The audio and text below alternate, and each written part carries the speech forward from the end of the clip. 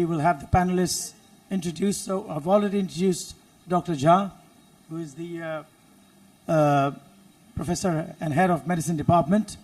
Please, if you can come on the stage and take your seat while I request Dr. Hem Shankar Sharma, who joined us online, Professor Medicine, Bhagalpur Medical College, a very astute clinician and a very big supporter of our whole meetings. I will come back to you a bit later, sir, as per our format.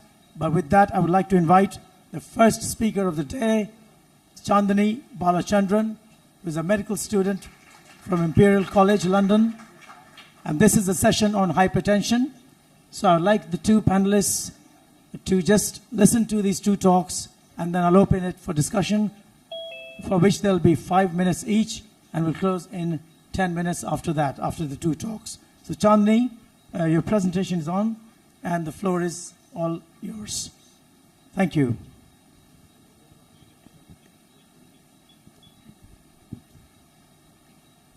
Hello everyone, my name is Chandani Balachandran. I'm a fifth year medical student from Imperial College London, and it is my honour to speak to you today about a very important topic, which is hypertension hiccups, common errors in clinical practice, their effects, and how to avoid them to master precise measure of blood pressure to optimize treatment for your patients.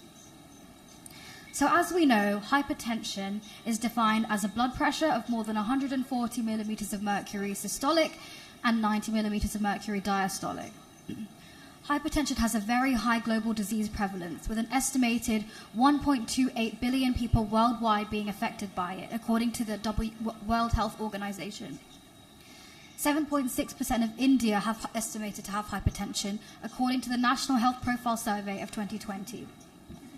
Some risk factors for hypertension include obesity, smoking, physical inactivity, and a high salt diet. Hypertension is a major risk factor for some comorbidities such as stroke, cardiovascular disease. Just so that your slides are visible. So if you just allow me 1 second, and so that the online audience can see what you're talking. So it's just purely for the online audience. Apologies. So take your time.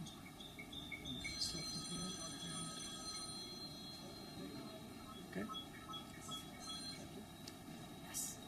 Sorry. So as I was saying, hypertension is a major risk factor for some dangerous comorbidities such as stroke, cardiovascular disease, and kidney failure.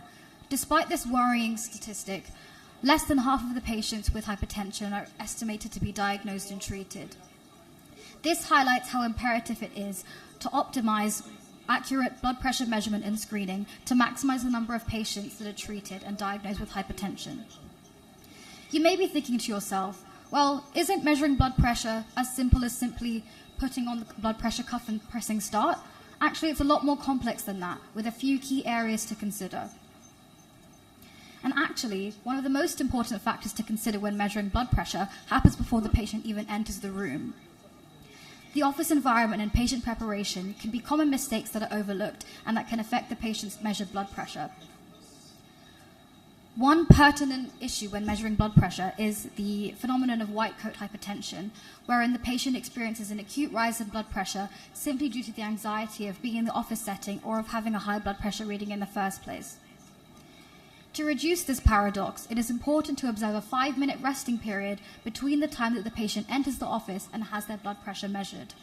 This can allow the patient to relax and reduce the incidence of any falsely elevated blood pressure due to anxiety. It's also important to ensure that the room is not too warm for the patient, as this can cause a falsely hypotensive result. So it's important to ensure that the room is not too hot and not too cold. Thirdly, talking from either the observer or from the patient during the measurement period can falsely elevate blood pressure, so it's important to warn your patients before this not to talk during the measurement period. Another important consideration is to ensure that patients have avoided caffeine for at least 30 minutes prior to measurement, and also that their bladder is empty. This means that you must warn patients beforehand, before the consultation, not to have caffeine or food 30 minutes before, and ensure that their bladder is empty. To ensure that this can be put into place, allow patients to use the bathroom and perhaps see another patient first before the patient whose blood pressure you're measuring to allow for the 30-minute period to be observed. Arguably, the most important aspect of blood pressure measuring is the patient positioning. Although we can measure blood pressure in the supine position, data has shown that measuring the blood pressure in the chair position is more accurate at measuring a blood pressure. The patient should be sitting upright in the chair with their legs uncrossed and their feet and back well supported. Their arms should be resting on the table at the level of the right atrium, and the cuff should be placed on the bare arm. In terms of cuff placement, first palpate the patient's brachial artery and then place the center of the cuff in the antecubital fossa, where the brachial artery is. Ensure that the lower end of the cuff is 2 to 3 centimeters above the antecubital fossa, and again, leave 2 fingers worth of space between the bare skin and the cuff. Although there has been a recent shift to using automatic blood pressure machines, it's still important to understand the correct techniques for accurate auscultatory measurement of blood pressure. A first important key consideration is to estimate the patient's blood pressure. This can be done by palpating the radial pulse and inflating the cuff to 20 to 30 millimeters of mercury after the patient's pulse dissipates to guide cuff inflation when you actually measure the blood pressure. Then deflate the cuff at a rate of 2 to 3 millimeters of mercury per second. When actually measuring the blood pressure, again, ensure to leave 2 fingers worth of space between the cuff and the skin to allow enough room for the stethoscope to be placed under the cuff. So place the stethoscope under the cuff and inflate the cuff until the Korotkoff sound of blood flow stops. Then slowly deflate the cuff, again at the rate of 2 to 3 millimeters of mercury per second, until the Korotkoff sound reappears. This is the systolic blood pressure reading. Continue to deflate the cuff until the Korotkoff sound disappears. This is the diastolic blood pressure reading. Although you might think the automatic blood pressure reading is pretty straightforward, there are again a few key considerations to take into account. Again, place the cuff around the arm and ensure 2 fingers worth of space between the cuff and the arm, and then start the machine. As we know, we need at least 2 readings of blood pressure that are above 140/90 to diagnose hypertension. Therefore, we need to make sure that we have enough space between the blood pressure readings to allow for the blood pressure to regularize. A minimum of at least 5 minutes, but as much time as possible is ideal. This may seem simple enough, but mistakes are easy to be made, and I'm going to be talking about the 3 main categories of error that can occur in clinical practice when measuring blood pressure, the first of which is patient error. This is usually due to inadequate patient preparation or improper patient positioning. One large clinical trial found that when the patient's arm was resting in the chair compared to resting on the table, blood pressure was significantly increased, and this led to 30% of the patients in the study having their blood pressure misclassified as either being hypertensive or non-hypertensive, which is a pretty staggering number.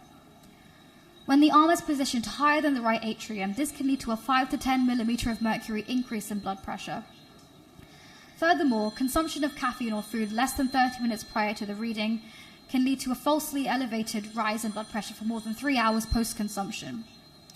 A full bladder is also something that is key to be taken into account, as if the bladder is full, blood pressure can be increased up to 3 hours after the last urination. Therefore, it's important to ensure correct patient positioning prior to taking the reading and advise the patients beforehand not to consume caffeine or food within 30 minutes prior to the reading and also to urinate. The second 2 types of error that I'll be discussing today are equipment error and procedural error. Equipment error are issues with the blood pressure machinery themselves. For example, a lack of equipment standardization. One large prospective trial found that deviation of sphygmomanometer size from the national guidelines deviated blood pressure readings between 10 to 12 millimeters of mercury. And there's severe international variability in sphygmomanometer size, which can lead to overestimation and discrepancies between the thresholds that we use to constitute whether someone is diagnosed as hypertensive or not hypertensive.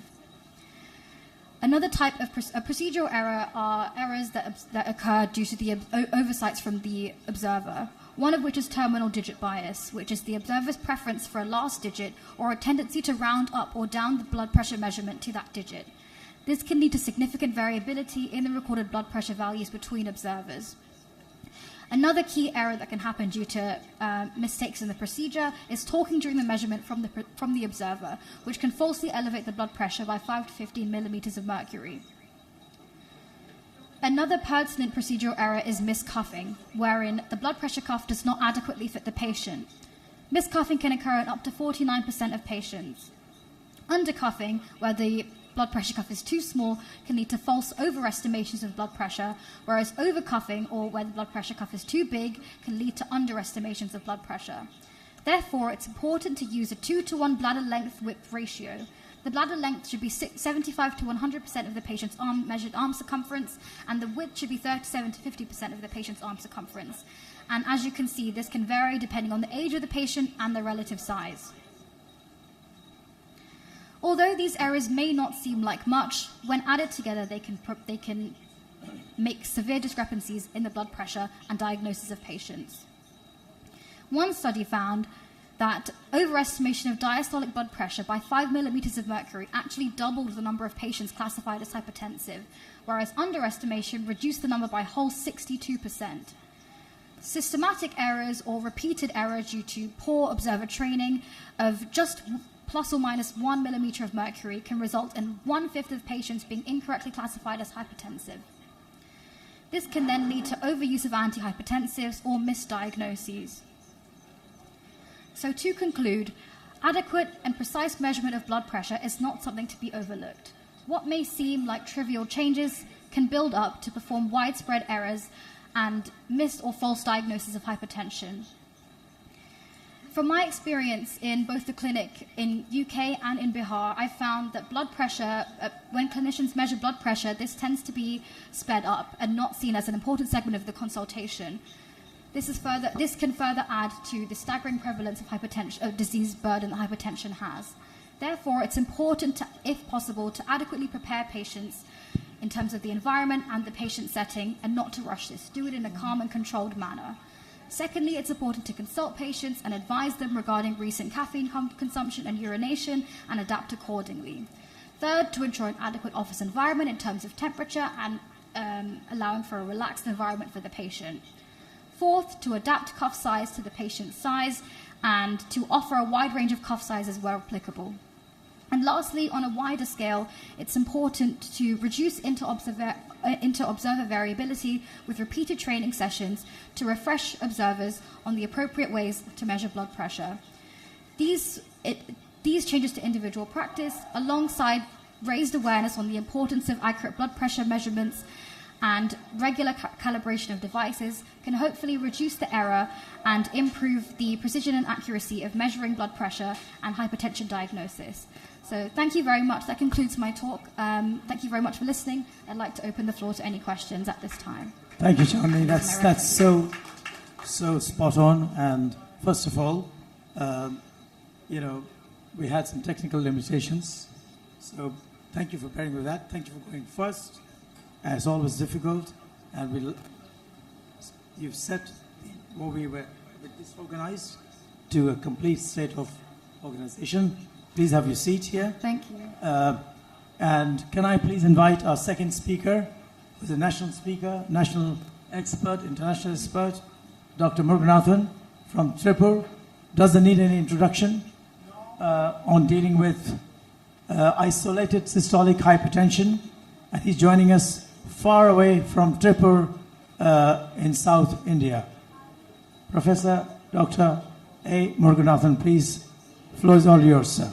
Thank you. Thank you very much, Dr. Ashish. It was always a pleasure to participate in the meeting organized by Hridayam Foundation and the API Bihar. Only one request to Dr. Thakur sir.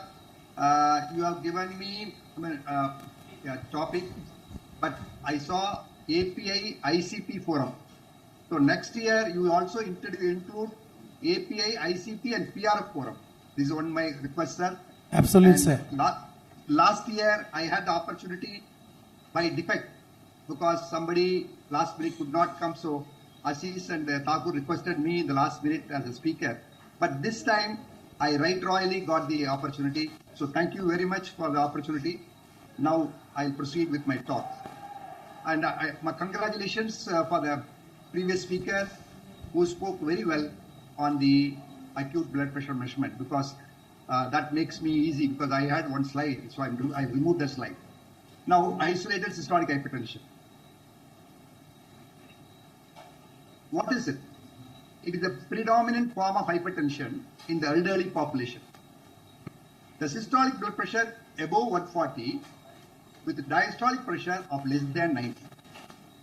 It is most common in older adults due to arterial stiffness, but also affects younger males aged 18 to 29.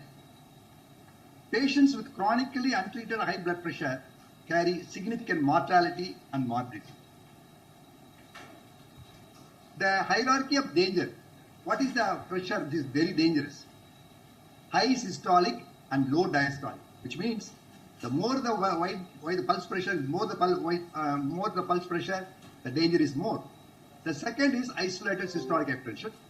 The third is systolic and diastolic hypertension, and fourth is isolated diastolic hypertension. So this is the hierarchy of the danger. So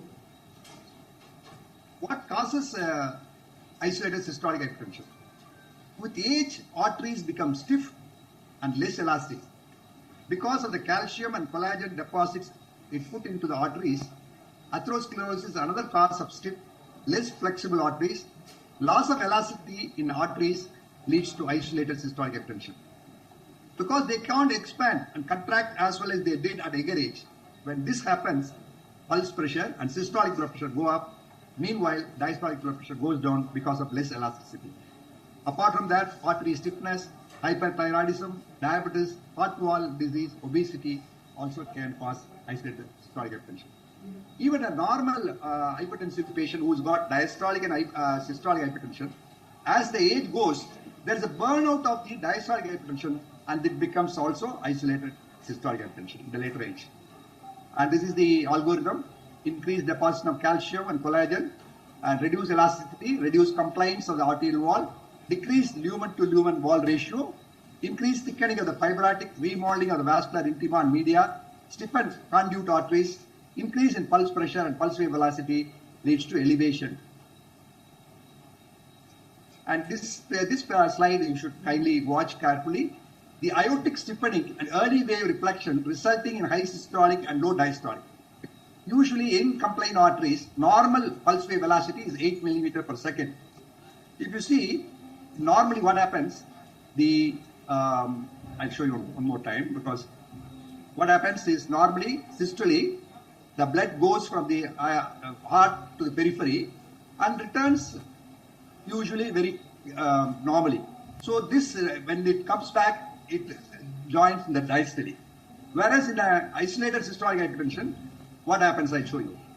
In the normal thing, there is a ventricular vascular coupling is there, coronary blood flow is there, because the return reflex wave comes in diastole.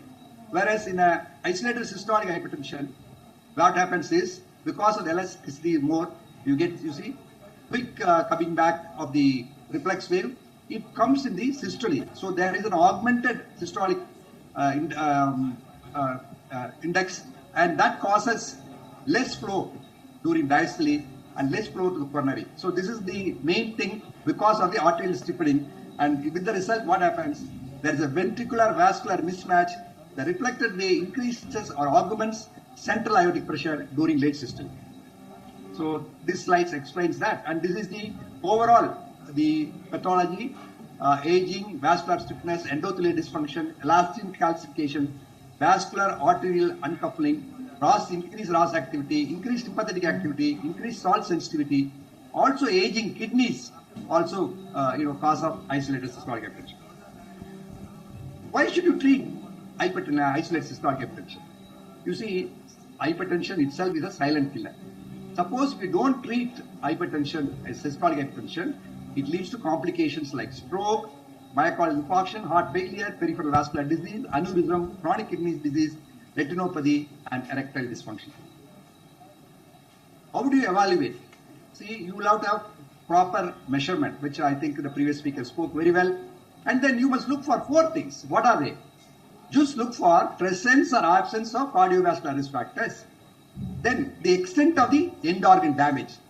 Hypertension mediated organ damage you must look for. Identify the cause of hypertension, which means secondary causes of hypertension. And then comorbidities, concomitant clinical conditions affecting prognosis and treatment. So by these, looking at these four, the treatment changes.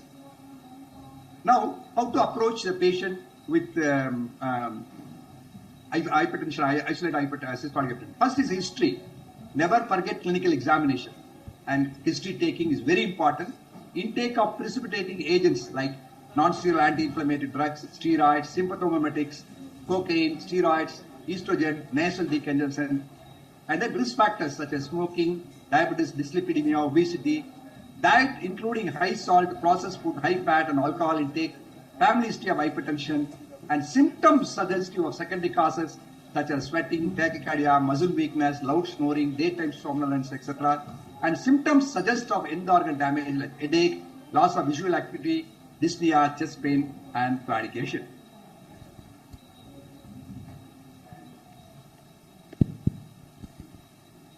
Now, how to manage the hypertension? Lifestyle modification and pharmacological therapy, and here are the key tenets. First is lifestyle modification. DASH diet.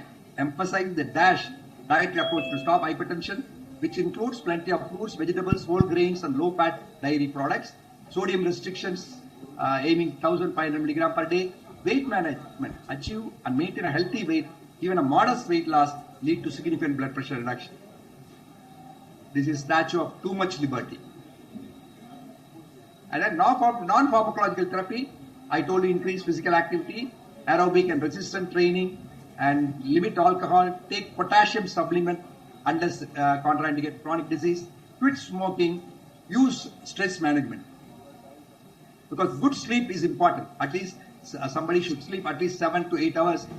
In general pharmacology therapy, start off with single agent, oral antigen, because of the risk of orthostatic hypertension, hypotension. An exception to the above rule is if the systolic blood pressure is more than 160, then you start with the 2 drugs. The 4 major classes of oral antihypertensive drugs used in isolated systolic hypertension are thiazide like diuretic, chlorthalidone or indapamide, dihydropyridine, calcium channel blockers like amlodipine, nifedipine and nifedipine, and then ACE inhibitor, lisinopril or ramipril, angiotensin receptor blockers like losartan, valsartan or telmisartan. The randomized controlled trials have already shown that thiazide like diuretics and calcium channel blockers are the preferred first-line agents in reducing the risk of stroke and other morbidities in patients with isolated systolic hypertension. The dose of a single oral antihypertensive agent should be titrated to the maximum before initiating a second oral antihypertensive agent. And in the patient who requires 2 drugs, the combination of thiazide, diuretic and CCB is preferred because a lot of guidelines and a lot of trials and studies have proved this combination of CCB and thiazide is better. And ACE-ARB is often used where there is a compelling indication like heart failure, reduced ejection fraction, myocardial infarction, chronic kidney disease. A combination of ACE and ARB with CCB also can be considered. Never use ACE and ARB combination. You must look for a secondary cause of hypertension, and use of beta blocker in the management of hypertension is inferior compared with ARB and ACE or CCB for cardiovascular and stroke risk reduction unless there is a compelling indication. And this is the algorithm, management of hypertension. If there is a pre-isolated systolic hypertension, that is 120 to 139, lifestyle modification. I have already told you what are they. And then stage 1, 140 to 169, you do lifestyle modification, plus you add CCB, chlorthalidone, indapamide, ACE or ARB. If it is not at the goal, then add lifestyle modification with 2 drugs. The 2 drugs can be indapamide CCB or ARB CCB or chlorthalidone, indapamide, AC or ARB. Still not under control, then add 3rd drugs. And if still not under control, consider adding spironolactone, eplerenone, doxorubicin, nebivolol. If still not under control, then it may be a refractory hypertension. Refer to hypertension specialist. We can do some devices like renal denervation, etc. if there is a refractory hypertension. By the way, what is refractory hypertension? You give 5 drugs. Still, if there is no reduction, it is called refractory hypertension. If you give 3 drugs, not controlled, this is resistant hypertension. Of 3 drugs, 1 of them will be diuretic. All the 3 drugs are used in optimal. And if you give 4 drugs and you get controlled, it is called controlled resistant hypertension. These are the some of the phrases you should know. And then clinical trial insights. The recent clinical trials highlight the efficacy of combining a traditional antihypertensive with new agents like stilbesiran. I think Ashish will be knowing the stilbesiran is coming to the market soon. These trials emphasize the importance of addressing underlying mechanism and individualizing the treatment. Individualize the treatment is the key now. And stilbesiran is an RNA interference agent targeting angiotensinogen, has shown sustained BP control. Personalized treatment plans based on individual profiles improve outcomes. We call it as precision medicine nowadays. Regular monitoring and tailored adjustments are crucial. Regular monitoring is important. And then the monitoring follow-up, I already told you, regularly measure blood pressure to assess treatment efficacy. I'm a proponent of the home blood pressure monitoring. Please promote home blood pressure monitoring. Adjust treatment, modify treatment based on blood pressure response and the presence of side effects. Education, patient education is very important. In every disease now, you will have to do education. Understanding isolated systolic hypertension. Educate the patients about the nature of the disease. If they don't treat, what happens? Importance of adherence to treatment. Two important things you must know: the lack of adherence from the patient, and then from the clinician point of view, clinician inertia. These two should be avoided. Lifestyle changes, encourage and support lifestyle modification. Medication adherence, stress the importance of taking medication and potential effects and side effects. And management of comorbid conditions, address and manage other cardiovascular risk factors, dyslipidemia, diabetes, renal disease to reduce overall cardiovascular risk. And then special consideration for older adults, start low, go slow. Initiate treatment at lower doses and titrate slowly to avoid adverse effects, particularly orthostatic hypotension in aging, and be mindful of issues like cognitive impairment. What is orthostatic hypertension? You check the blood pressure, ask the patient to stand, and then after 2 minutes and 3 minutes, see there is a fall of systolic blood pressure 20 and diastolic of 10 after 3 minutes. And competing medical health problems, polypharmacy, orthostatic hypertension, falls, gait speed, medication costs, side effects, incontinence, fatigue, visual and auditory limitations, social support, caretaker availability, and frailty. These are all some of the problems of the elderly people, geriatrics. It's a very difficult situation. You'll have to have social support as well as family support. It is important to rule out pseudo-hypertension. The previous speaker talked about how to measure accurately. I would like Chandra to add this also, what is known as Osler's maneuver. In an older patient, the brachial artery will feel like a cordon, thick and taut, and it may give a wrong hypertension value. So, if you can wrap up, sir, thank you very much. Pardon? If you can wrap up your talk, sir. Okay. Mass hypertension and situational hypertension to explore secondary causes. Individualized treatment plans, tailored approach, and shared decision making involve patients in decision making to improve adherence and outcomes. And hypertension in younger people also comes because of the obesity and metabolic syndrome. And there, the isolated systolic hypertension, central aortic pressure is important, because in isolated systolic hypertension, brachial artery measurement may not be enough. You have to do central aortic pressure to confirm the diagnosis. And BP goals, it's better to have around 140/90, or if it is possible, 130/80. And a goal of blood pressure of less than 130/80 is appropriate as long as the patient tolerates it. The optimal SBB in patients with hypertensive disorders remain a controversial topic. And then J-curve phenomena, when the diastolic pressure goes below 70, you have a problem in coronary filling. So that J-curve phenomena, these are the trials which have proved Highway, Vallis, Paytol, Sprint, and Delago trial, which says the achieving BP less than 140/90 is better if the patient can tolerate. There are a lot of guidelines says the blood pressure ACC, AHA, ESH also says even if the diastolic blood pressure is less than 70, albeit cautiously if the treatment systolic blood pressure is more than the required rate. Now the isolated systolic hypertension ESH recommended to try to reduce BP 140/130 provided that this is well tolerated and DPB is not too low. And in SHEP trial, patients with IHH treatment-induced reduction of SBB was accompanied by clear reduction of major CV events despite diastolic blood pressure is averaging 68 millimeters. And then implementing these tenets can help effectively manage isolated systolic hypertension and reduce the risk of cardiovascular complication. Thank you for your patient hearing, and I'll be happy to answer. Thank you very much, Dr. Muruganathan. I think the reason we always try and connect with you for Hold is, your authority on a range of topics. And with this, I think to my left is the first speaker. Please stay online, Dr. Muruganathan. I'm going to ask a question to our expert panelists right next to me as to, in relation to Chandni's talk, what are your thoughts about where are the gaps? What are we making? What mistakes are we making in measuring blood pressures in Bihar? You were listening intently to our talk. Yeah. Thank you, sir. That's Professor Jha. Thank you, Dr. Chandni. You have nicely marked the errors in measuring the routine office blood pressure.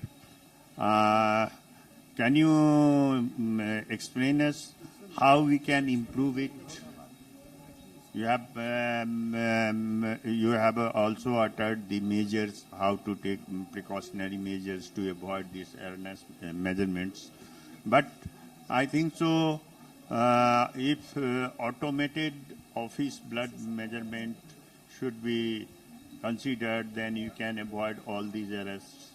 And there are so many hypertensive patients, they are actually not hypertensive, they are in office measurement, they have been labeled hypertensive, but in ambulatory BP measurement, they are normotensive. So to avoid this, what measure we should take in office blood pressure measurement and to avoid, in spite of all the steps you have mentioned to avoid the errors, the errors do occur, and we overdiagnose the hypertension.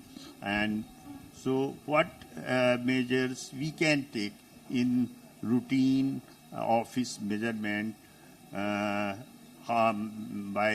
increasing the frequency of blood pressure measurement on different occasions, at least at the gap of 1 week.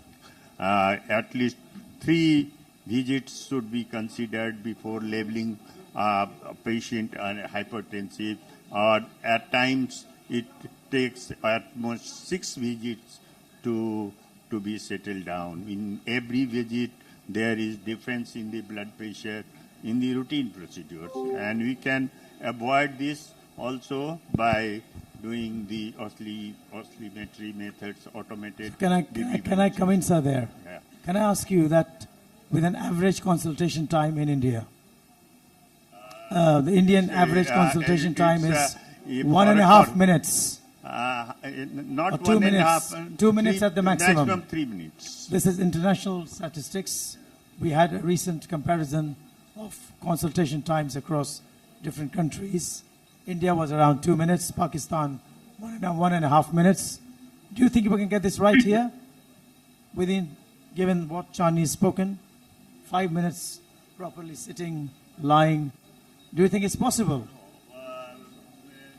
Ashish, clinicians should not bother for measuring blood pressure. And some observer, some trained nurse, or some trained compounder, they should be given the task of measuring blood pressure.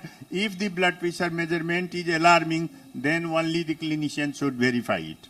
Excellent, sir. I think that's what the direction of travel perhaps should be, and I don't think it's followed very well, but that's a very well-made point.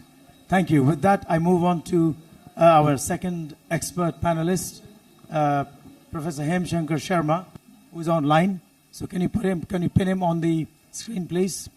Dr. Sharma, I have a question for you. Yes. So what do you think is the ISH incidence in Bihar? And do you really stick to what Dr. Muruganathan said? I definitely agree with him, because the process of considerations and recordings are very important. There are a few differences. There is an instrumental observational problems with the doctor concerned, that he likes one instrument and not the other one. Second is that he decides prior to the examination that this is a fat man, he must be having hypertension, and he has that error into that. So these things should be independent of all these aspects. And one must consider, and I always consider that the home blood pressure monitoring is the most ideal situation if they should be trained very properly. And that should be the thing, that the messages should be very loud and clear. Pre-recordings, you train them for the first time. Always the clinician should just look into the conditions that how he records it. Chandni showed a picture when she recorded. The blood pressure on the cuff was on the left side. Does she agree that it should be taken on the left side or on the right side? Okay, I will ask Chandni that. Okay, sir? Yeah. I have seen that. Right side. She says right side. No, she said she showed the cuff on the left side of the patient. Yeah. I remember. Is there a difference, sir? Is there? See that picture. There was a lady, fat lady, having a cuff on the left side, right? So the cuff should have ideally been on the right side. Although there is a pressure difference between the right and the left brachials, and that is 5 millimeters of mercury. This is standard international That's a rule. very well made point, sir. I think we will all learn from that. Ashish, can I interfere? Can I talk, Ashish? Who is, sir? Before you interrupt, I must tell that Dr. Muruganathan is the person who is I will let Dr. Muruganathan come on. Please, hypertension Dr. man Muruganathan, in you're on the country standby. and all the world. Please, over to Muruganathan, sir. Sir, go on. Now, there was a hand here. Who's? Yeah. Okay, Amit, is there a roving mic, please? Yes, go ahead. Yeah. Amit, quick, please. Thank you. There are very interesting things coming out of this session. Yeah. Right or left, Yeah. sitting or supine, Yeah, and how well we do measurements in the office. yeah. So these are actual problems that we face in measuring blood pressure. These are actual problems. Indeed. And I must tell you that 2 minutes is an insufficient time for a proper clinical checkup. So we need to introspect, and we need to devise ways of at least getting the patients through and through on the clinical sense.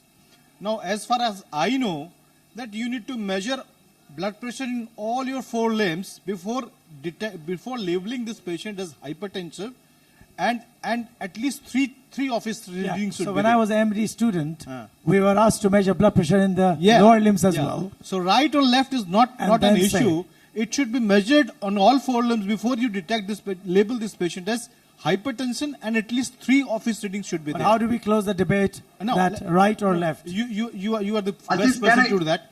One more point which I needed to make is that mercury blood pressure measurements, the mercury sphygmomanometers, are no more recommended. So do we have a direct comparison between a mercury versus non-mercury sphygmomanometers? 1. 2, to Dr. Muruganathan sir, we have clinical scenarios where the systolic is too high and the diastolic is also raised, but not too it is in the hypertensive range. So that is a wide mean arterial pressure. So how to handle that situation? Let's have a comment from the speaker who dealt with it.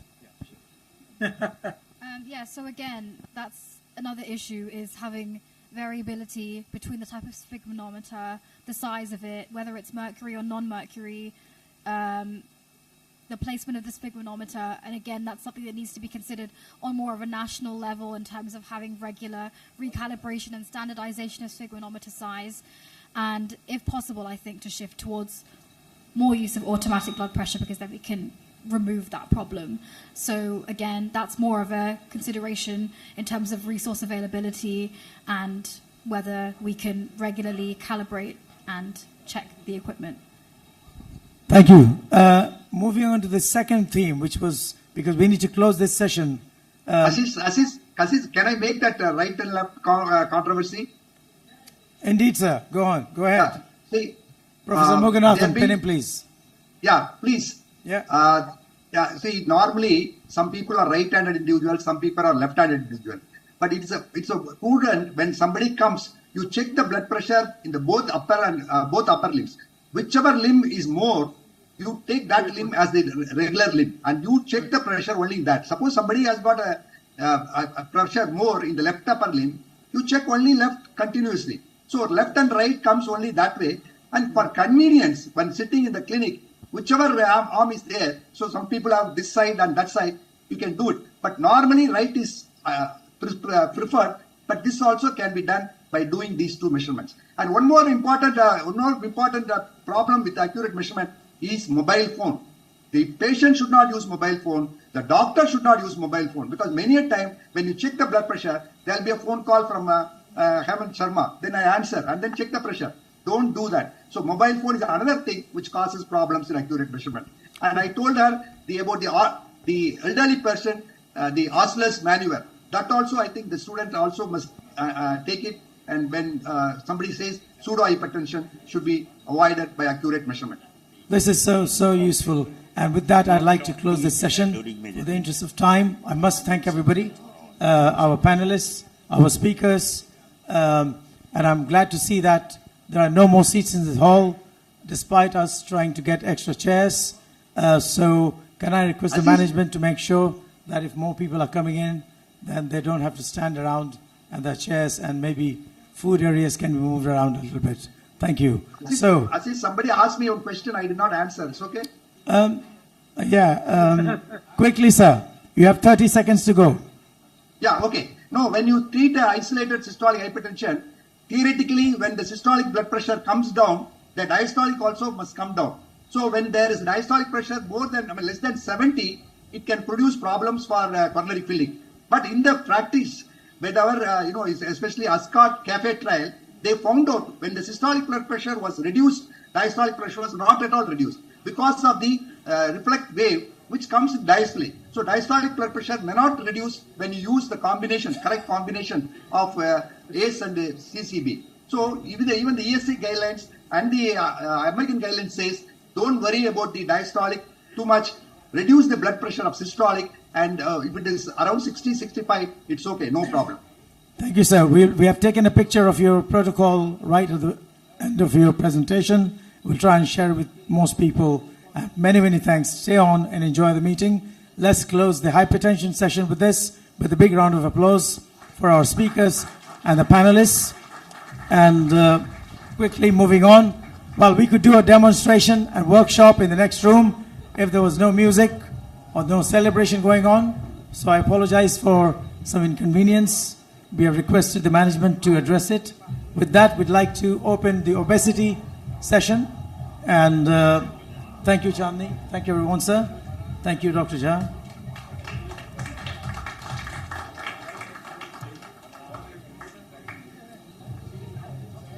I know there's a lot of food being circulated around, so please be mindful. I'll be asking some questions around that what all was served, and etc., etc. I have no idea. I haven't eaten anything yet.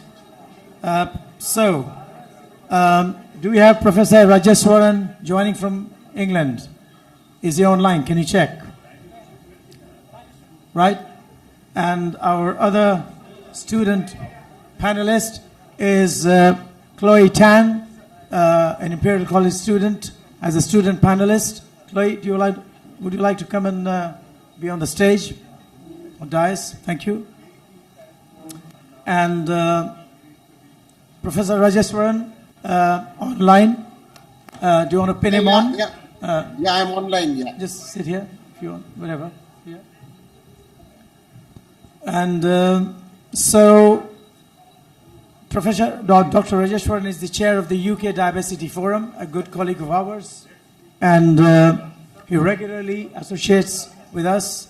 He's permanently connected, and he also works across India, South India, UK, Yorkshire, London, all over the place, and he's done some really innovative work which we have learned from, and we work in partnership often. Chloe Tan, I've introduced herself, our student panelist, and I'm sure Chloe's going to do a fantastic job. But we'd like to invite now Paras Dikshit. Paras, where are you? Right. And I'm going to just ensure that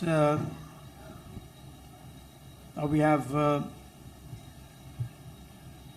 Paras's presentation visible to our global audience, if not just local.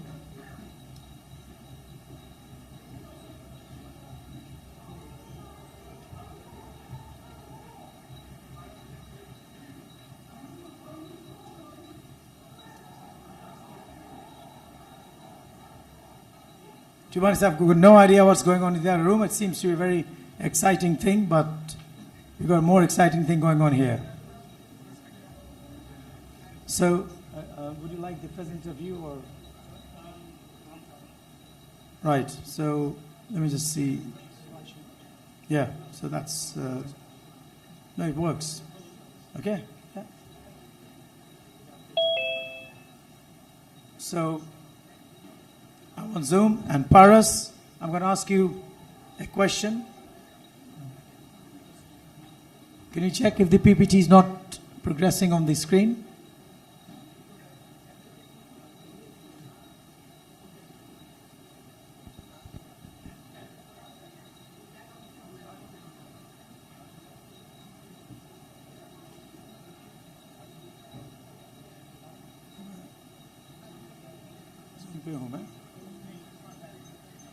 Present किया है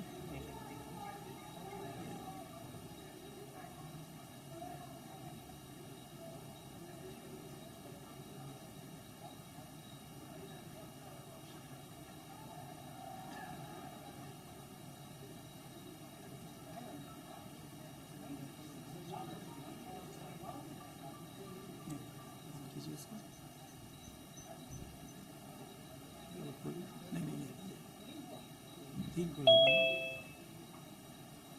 इसको यहाँ से present कीजिए okay you're on apologies Paras you worked with us 2 weeks 3 weeks and you work in India sorry in UK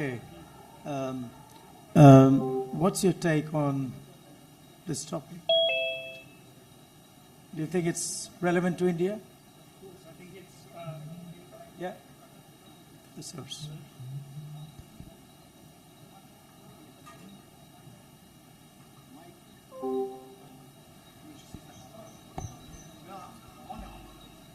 Hello. Thank you for your question. Having spent a lot of time in the UK in the last 2 weeks here, I do believe childhood obesity is relevant not just in these two countries but around the whole world, and hopefully I can talk a little bit about that through my presentation today, so thank you. So hello everyone, my name is Paras Dixit and I'm a third year medical student from Imperial College London. It's my honour to be here up here today with such an esteemed panel of medical professionals, so thank you so much for inviting me.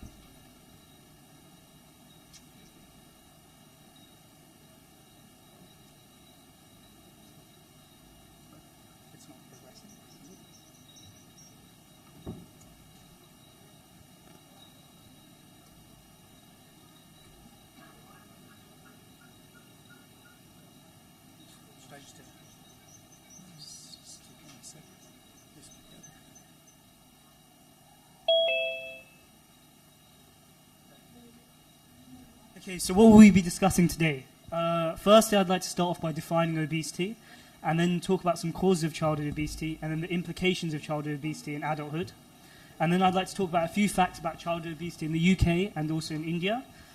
And then we'll touch on some interventions and policies, and then what's next for India with regards to childhood obesity. So just some key definitions before we begin. To be overweight is to have excess weight for a given age. So this can include both bone, muscle, fat, water weight.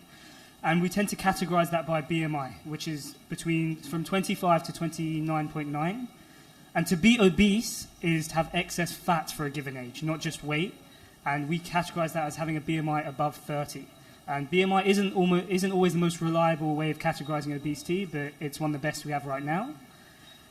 And just a summary statement, obesity is one of the most significant threats to future public health because it's affecting 380 million children and adolescents worldwide at this moment. So, what are some of the common causes of obesity? I'm sure we're all aware of things like diet, physical activity, but there's a lot of other things around that as well that contribute to the obesogenic environment. As well as diet, I've noticed in my time in the last 2 weeks, especially in the rural villages, it's not necessarily just the diet, but it's the culture surrounding diet. A lot of people are very resistant to change their diet because of cultural norms, traditional dietary practices over the last few generations. And a lot of them believe that their diet is healthy and they've been having it in their family for many, many years, so why change it now? Within India and many other countries as well, there's a lack of education around healthy food. And in the areas where there is a shift in food, there's been a shift towards more energy-dense foods, and there's more reliance on fast foods. Often that people choose the most convenient option over the healthy option. There's also a lack of physical activity and a lot more sedentary lifestyles.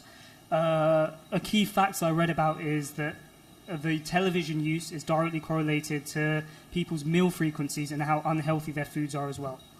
There's a lot of socioeconomic factors behind obesity, not just diet and physical activity. Okay, so I'd like to move on now to talk a little bit about the effects of childhood obesity. There's a few short-term effects that we're well aware of. Children with childhood obesity, their cholesterol is much higher, their blood pressure is much higher, they're more at risk of having pre-diabetes, diabetes. There was a study I read that children who are obese in young ages, in a 10-year follow-up, almost all of them developed these cardiovascular risk factors. As well as this, there's a lot of social and psychological issues with childhood obesity. Many children grow up with poor self-esteem and are stigmatized by their peers. And with regards to long-term effects, I do believe that childhood obesity truly is a ticking time bomb for cardiovascular disease. It's not if, but it's when you'll develop a heart attack. On the left here, you can see the atherosclerotic timeline. Normally, children with childhood obesity, they'll have these developments of plaque at a much, much younger age. And having spoken to some of my senior colleagues, they discussed how they've seen cases of teens in their at 17, 18-year-olds in their late 20s coming in, and they've got significant atherosclerotic plaques, and some even having heart attacks at such a young age. As well as this, there's a significant economic burden on society as well. At the moment, the NHS are currently spending £6.5 billion on obesity-related diseases.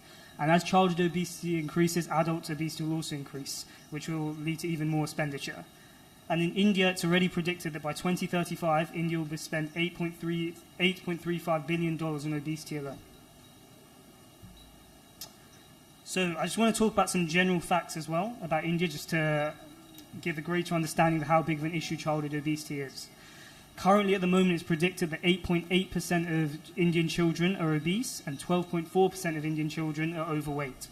And as you can imagine, in a country where there's 480 million children, this is quite a significant statistic.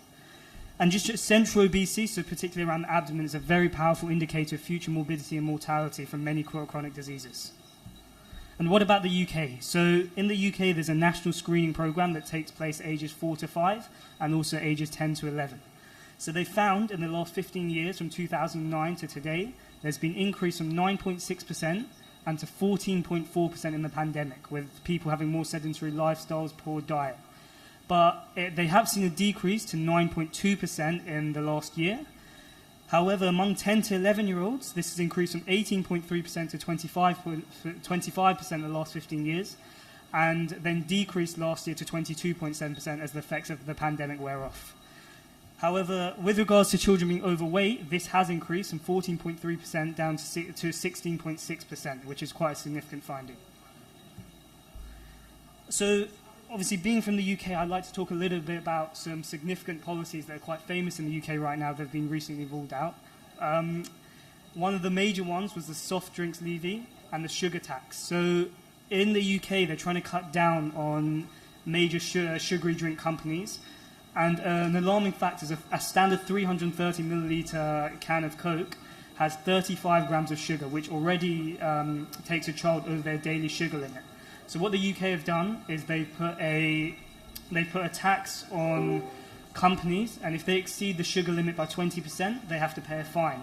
And something that I think is quite good, they've decided that all this revenue generated from that will be put back into fighting childhood obesity to create new spaces for physical activity, improved diet in schools. Something else that's quite good is they've started labelling calories in 2022. So any business with 250 plus employees is legally required to state the calories on any non-prepacked food and soft drinks. And they're also strongly encouraging any businesses, even if less than 250, to follow suit. This allows parents and children to make more health-conscious decisions. And something quite significant as well is the restriction on advertisements. As I said before, that many children are watching TV, and this is an increasing amount now as well, and that correlates to the amount of people eating unhealthy food. So companies are only able to advertise obesogenic foods past 9 p.m. on televisions, and there's a prohibition on paid advertising of unhealthy foods and drink products online now as well. Now to India. So this is quite a worrying statistic I've seen that by UNICEF, that they predict by 2030 1 in 10 children, 1 in 10 obese children are going to be from India, which I think is a very, very worrying statistic. So what can India do next? So India are already trying a lot.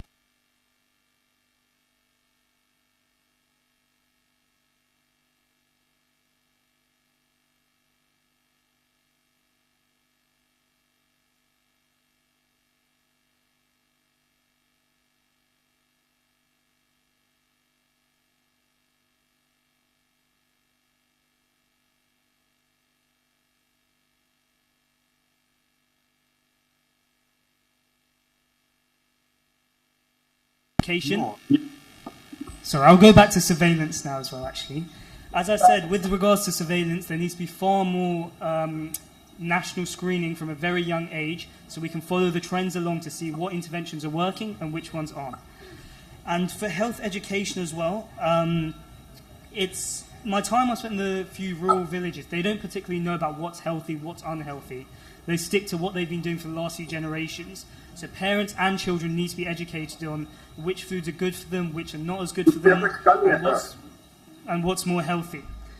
And there also just needs to be better forms of communication, because not everyone there has access to internet, so maybe handing out leaflets, people going there having public speaking seminars. And also there's a lot we can do in early infancy as well. In India, not only is the issue of obesity, there's a lot of kids who are undernourished as well. So those kids are often undernourished. There's a tendency to overnutrition them, so that needs to be something to address as well. And again, as with every country, there needs to be school-based and home-based interventions as well, training teachers, standardizing nutrition across schools. And I think the most important thing is policy, just like we've seen in the UK. That being said, India are on their way to tackling obesity. Surveillance has begun, although it's quite state-based, not nationwide. For example, in Bihar, there's been the national profile, which happened recently, and across 30 states, they've ruled out the National Nutritional Survey.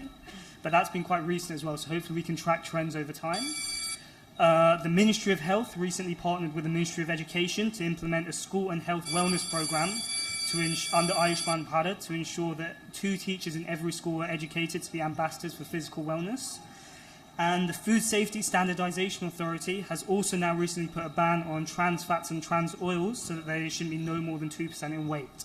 So I think this is some really good steps in the right direction, and hopefully India can continue doing so and we can avoid this worrying statistic, and that's not the case. So thank you so much for speaking. Thank you so much for listening to me today, and I open the floor to any questions. Thank you, Paras. Thank you. It's a wonderful talk. Wonderful. I'm sorry for the technical issues, but that's what you guys are all about, is resilience. Take a seat. And can I invite Professor Shashank Joshi, who's online, for his presentation on, I'm going to ask him a question on how do we recover physically from the after effects of the pandemic and lose weight. Professor Joshi, you don't need introduction, I'm pretty sure. We know you very well, but for the students, I think I need to tell them that you are a renowned endocrinologist, holistic physician. You've been leading the COVID, in the COVID times, you've been head of so many services, so on and so forth. So please, I'll let you carry on. And many thanks for coming online, despite all the travel issues you've had this morning. Thank you so much. So thank you, Ashish. I think post-pandemic, people became more sedentary and ate more, and that primarily caused a peak in obesity rates worldwide. And I must congratulate this young boy Dikshit for a very nice presentation on childhood obesity. One small point which I want to make is that adult and pediatric obesity data is based on BMI, but better data, especially for children, is waist to height ratio. And, a cutoff of 0.5 is being recognized, particularly by the NICE, National Institute of, Excellence in the United Kingdom, which is something to be mentioned. Ashish, should I start my presentation? I can do it now from here. Yes, sir. Please carry on. Thank you. So, Ashish and Professor B.B. Thakur asked me to speak on losing weight, evidence-based approach, myths and facts. I don't have any duality or conflict of interest for this talk, except that this lecture is, devoted to our mentor and guru, Professor B.B. Thakur sir, and of course my good friend Dr. Ashish Thakur, all the students from United Kingdom and the entire whole team, API, ICP, PRF, Darbhanga and Bihar. So I think, we all remember that when we are looking at losing weight, we have to understand energy equation. And when we have to understand energy equation, it is what we eat, hunger, satiety, nutrients, and what we spend. And in spending or expenditure, we have to look at metabolic rate, thermogenesis, exercise, and a new term called non-exercise activity thermogenesis. That means you should be fidgety. What has happened in the last decade is an explosion of information on some peptide which are made by the adipose tissue, leptin, adiponectin, resistin, made by the pancreas like amylin, insulin, and pancreatic polypeptide. But the primary focus has been the incretins, which are the gut peptides. The stomach makes ghrelin, the GLP-1 and GIP-1s, the oxynomodulin, the PPY, the cholecystokinin, and they all have a influence on the hypothalamus, brainstem, and corticolimbic system, and various peptides are circulated. So all of you all are hungry, I'm sure. So all of you all are thinking of food, and it is the meal timing and the energy expenditure which matters. So when we want food, it is mediated from the brain by dopamine. And when we like food or love food, it is opioid signaling. In fact, success of this meeting in Darbhanga today is how good the food is. And that is going to be the crucial factor. And that's something which we need to recognize very clearly in various situations. So that's something which we know, that wanting of food and liking of food is the key factor which is there. Now, worldwide obesity rates exploded because of sleep deprivation, inactivity, low-cost food which is high nutrient dense and stress. But the portion size went up, and the portion size exploded worldwide. And obesity has multiple comorbidities. They can affect mental health, metabolic health, and even the mechanical complications. So how does one lose weight? So when one wants to lose really weight, you have to assess the person for excess fat, then identify comorbidities like type 2 diabetes, hypertension, identify secondary causes, and then look at the energy equation or the nitrogen balance and assess readiness for change. So that's the key. So the step one for losing weight is really avoid further weight gain. That's the first step. Second step is then initiate and prevent weight gain and start the weight loss. So step one, further weight gain to be mitigated, prevent weight gain and start and initiate weight loss. 5% is good enough, but today we have data that 8%, 10%, 15%, 25% is possible even without surgery. And the biggest challenge which we have is to prevent weight regain. So ultimately we have to look at this nitrogen equation or anabolic catabolic equation. So fundamentally it is eat less and be more active. So that is how the equation is, and create a negative nitrogen energy balance either through lifestyle, healthy eating and behavioral therapy and CBT, or pharmacotherapy, which is the game changer today, or you can use endoscopic devices or surgery.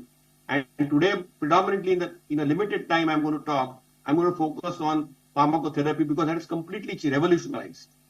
So there are three keys in weight loss. The psychology, the dopamine, opioid and cannabinoid, which motivates, likes food. Then we have lifestyle, which is sustainable and controlled eating. But mainly it is hormonal today, which is why probably an endocrinologist like me speaking, GLP-1, GIP, the dual peptide, triple peptide, the glucagon receptor, the ghrelin. So there are three ways we eat. One is we eat for hunger. Right now you're hungry and that is homeostatic. That is a need of the hour. It's physiological. Second is eating for pleasure because you see food and you love food. So that is hedonic eating. And finally, whether you are hungry or whether you want to have it for pleasure, when you see food, you just eat. That is the executive function. And medicines and surgery predominantly work on the incretin axis, on eating. And initially, pharmacotherapy was an adjuvant. But now pharmacotherapy has become a way of life and we need to phenotype patients. So every patient is different. If you are a person having diabetes, then ensure that weight loss medicine or weight neutral medications are used. We had old medicines like phentermine, topiramate, naltrexone, bupropion. Mainly these were used in the US. In India, we don't use too much of them. They are available, but we don't too much use of them. Orlistat has been available for a very long time. It's a lipase inhibitor, but it causes a lot of flatulence and diarrhea and oily stains. And liraglutide is generic now in India, and 3 milligram has been approved for obesity, but most of these medicines are working through this one single peptide. This peptide is a game changer. You will see even lay people, film stars, Bollywood and Hollywood stars are using the GLP-1 analogs. It has become like a fashion statement. So what is this GLP-1? GLP-1 is actually a glucose regulator. It increases insulin from beta cells and decreases glucagon from alpha cells. Then second thing it does is it delays gastric emptying and reduces GI motility, and then decreases food intake and water intake. And this is a 31 amino acid peptide from the L cells and works, and the GLP-1 receptors are seen in the brain and the gut, and it basically switches off the food very well.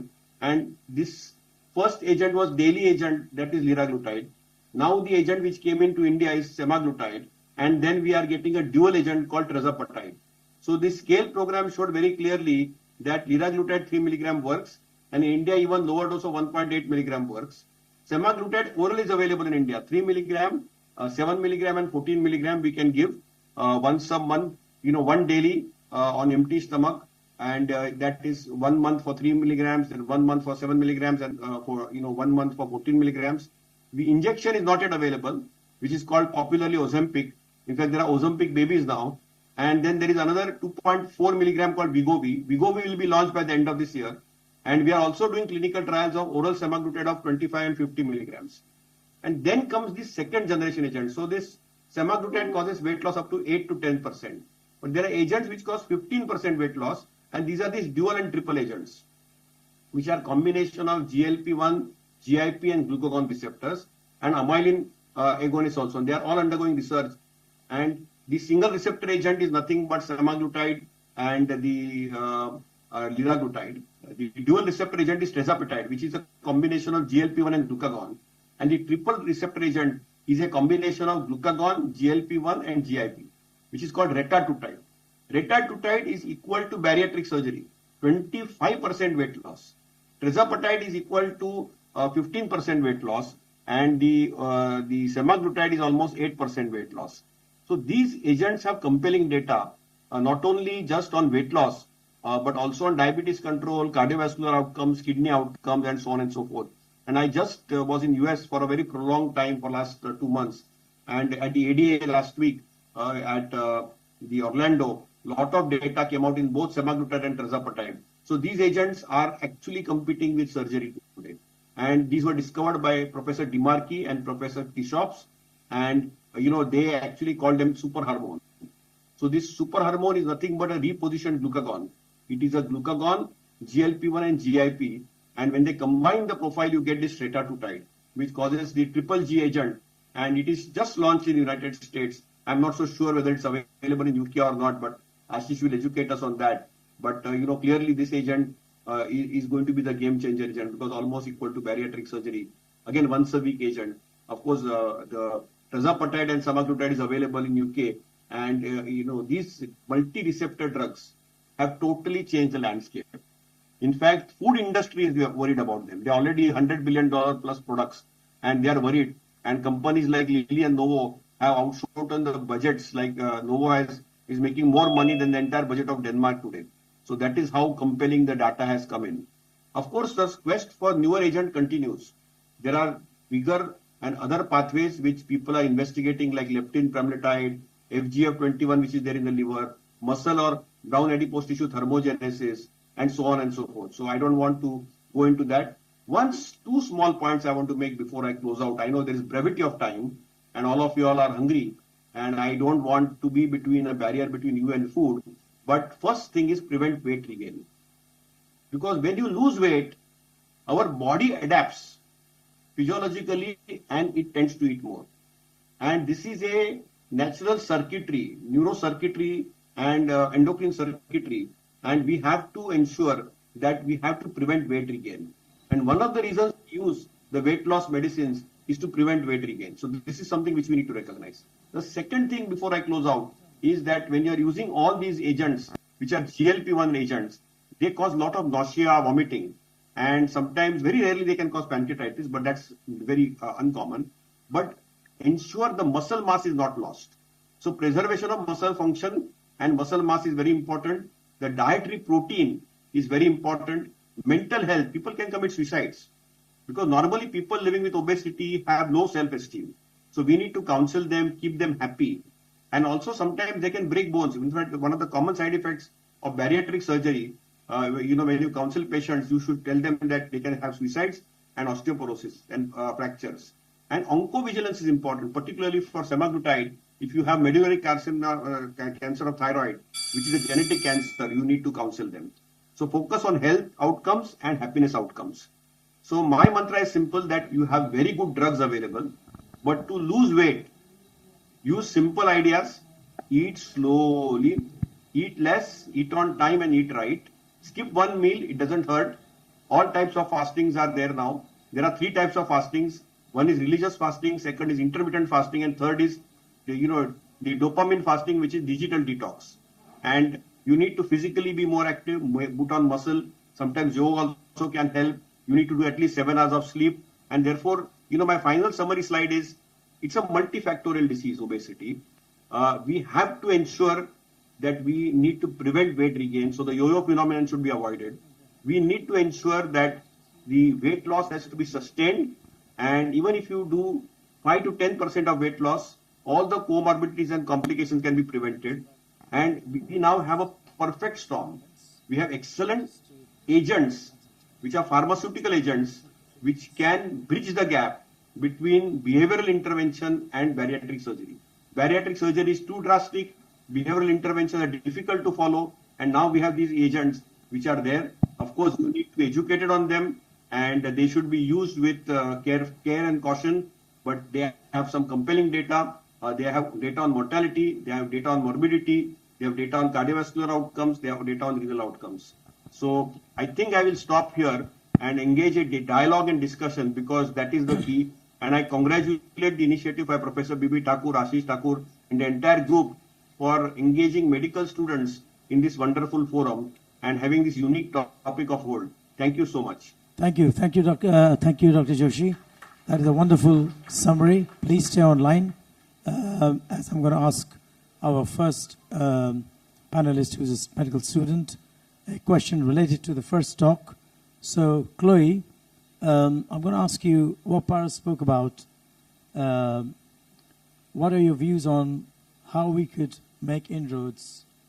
And, he alluded to a fact that it's a large country, and the survey showed that it was only about 2% something. Was it? Am I right? Yes, it was. Yeah. So, assuming it's 2% or similar, how would you see this? Could you, and you have about 2 or 3 minutes to just give your views. Okay. How can we affect? How can we make change? Okay. Beyond what he said. Okay. Thanks. So to start, thank you very much for having me here to speak today, and thank you for the opportunity, and thank you for the question as well. So even though it's only 2%, as according to Paras's talk, there's 480 million children in India. 2% of this adds to around 10 million children. And I know 2% isn't a very high percentage at all, but if you're looking at the number of children, 10 million is a very high figure that I feel like shouldn't be ignored. And from my own personal experiences volunteering in India for the past 2 weeks, I've seen patients aged between 20 and 30 coming in with conditions such as hypertension and diabetes at quite a young age. And the children I did see, some of them are malnourished. Although this isn't strictly obesity cases, the prevalence of diseases that are caused from unhealthy eating are increasing in prevalence. So therefore, I do think interventions regarding obesity is very important. Can I stop you there? And can I ask you that? Do you think there'll be ever a tax possible in India on thumbs up, Nimbus, Coke, Diet Coke, Fanta, Limca, etc.? Do you think that's a possibility? I know that the sugar tax is a thing in England, and I think it was quite effective there. However, I know in India, like Nimbus and Thumbs Up is quite, well, from my stay here, it was very much around and all the children loved it, and it's going to be quite hard to tax such an item like that, considering the children in the rural villages viewed it as an affordable drink that they'd enjoy, therefore to tax it seems cruel to them. I think it would be effective, but I think there are other interventions that could be more effective, such as educating children on the benefits of healthy eating, which is what we did in the rural village. We did a talk in a school, educating children there, and I thought that would be quite helpful. I also think government interventions on media advertisements, like in London, in tube stations, posters can't have high calorific food advertised on their posters at all, and I think something like that in India would be good. Thank you. That's a very wonderful summary, and we'll move on to Dr. Rajeshwaran. Are you hearing me? Are you able to listen to me, Raj? Yeah, hi. I can Hi, hear you, yeah. Raj. This is one for you, linked to Dr. Joshi. Do you think all the stuff Dr. Joshi summarized so elegantly? What's your take on post-pandemic situation currently across the two continents? And the key thing, if you have to give one or two key tips to people how to lose the post-pandemic weight or body shape, dysmorphia, etc., what would you value? What would how would you see it? Yeah, thank you. I think the first, before I start, I should congratulate Professor B.B. Thakur and yourself for this excellent organization and involving medical students who are the future. And then there was a fantastic talk by Professor Joshi. I've heard him talk. We shared a platform in Chennai, and he's a brilliant speaker. And I think he's a light tool for India taking obesity management. Now, coming back to the answer, how do you manage post-COVID weight gain? I think what I've learned and the research we have done in the UK post-COVID is the levels of depression and loneliness is increased. People are more comfortable staying at home. The work from home culture has increased. So the solution would be to slowly get rid of this one. And I wrote a paper on depression and obesity. Now that's been adopted by the WHO. And what we have found is that the depression is more, and we are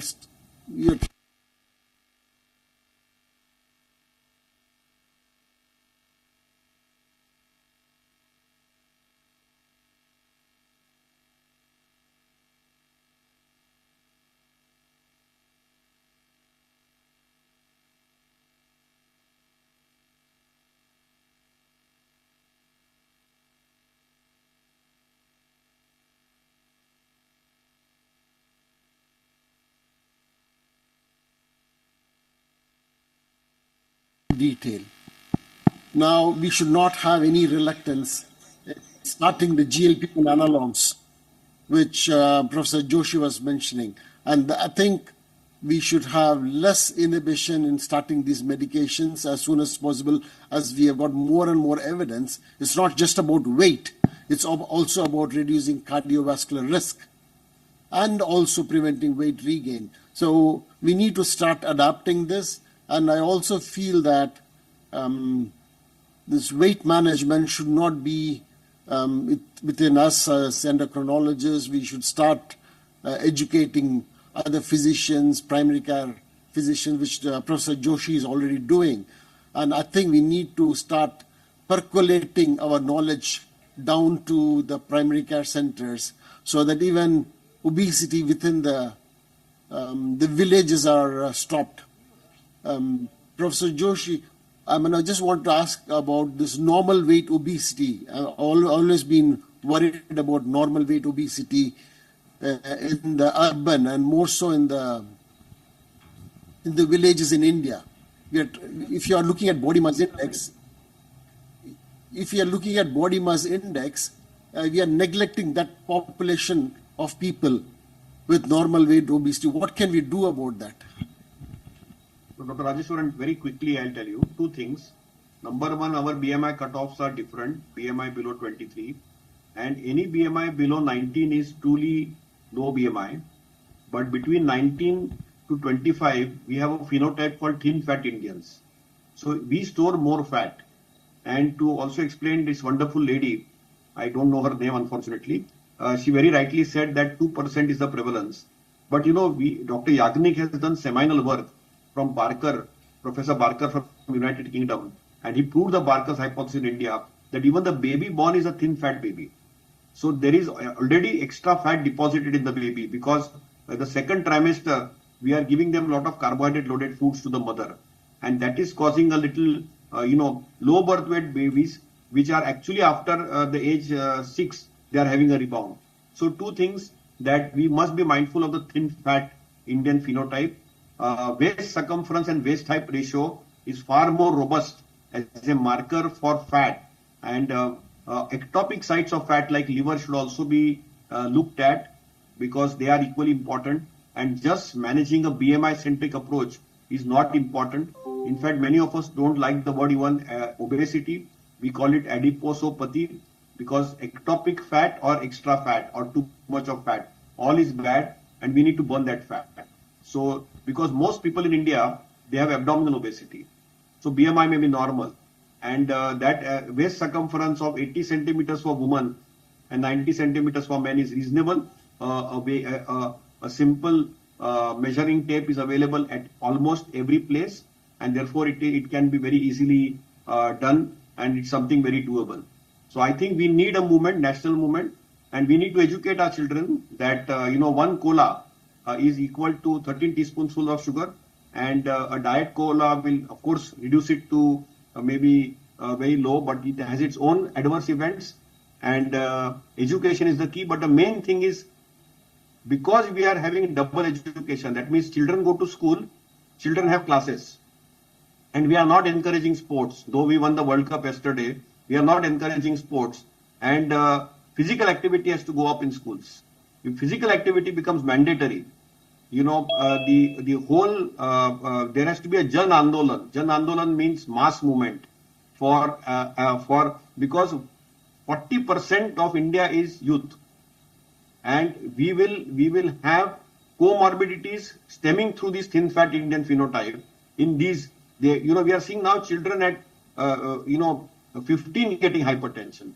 I saw a girl at 16 getting type 2 diabetes. So it is very, it's becoming a common sight, the second peak. And therefore, it's very, very important that we don't burden our children with stress of examinations. We know what's happening with all the examinations. We have these filters. And I think it's very important that education is the key. So I congratulate that girl. She got on that point very well. And Dr. Rajeshwaran, thank you. She's Chloe, sir. Chloe, for your reference. Yeah. Her name is Chloe. Sorry. Dr. Joshi, Chloe is our panelist. Yeah, clear. Sorry, I couldn't get the name. There was some audio-visual issues today. I think your electricity is going on and off. Thank you very much, everyone. Dr. Joshi, Dr. Rajeshwaran, Chloe, Paras, for your valuable inputs. With that, we are moving on to our lipidemia session very swiftly. May I please invite Dr. Professors S.C. Jha, Department of Medicine, Darbhanga, Dr. P.K. Agarwal from Katihar, if he's joined online as our expert panelists. And without any delay, can I invite our speaker, student speaker, Akhil Anil, from the Imperial College of School of Medicine for his talk. And just going to play slides.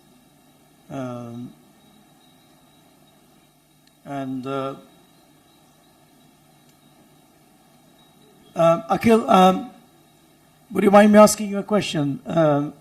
Where your background? Are you from Indian background or? Yeah, so I'm originally from Kerala. My parents moved to London after they got married. Right, excellent. So you'd be well versed with the Indian diets I all hope around. so. Yes, I hope so. Okay, so Akhil's gonna. So how do you see this affecting lipids? And could you give us some perspectives on that? Thank you. Yep.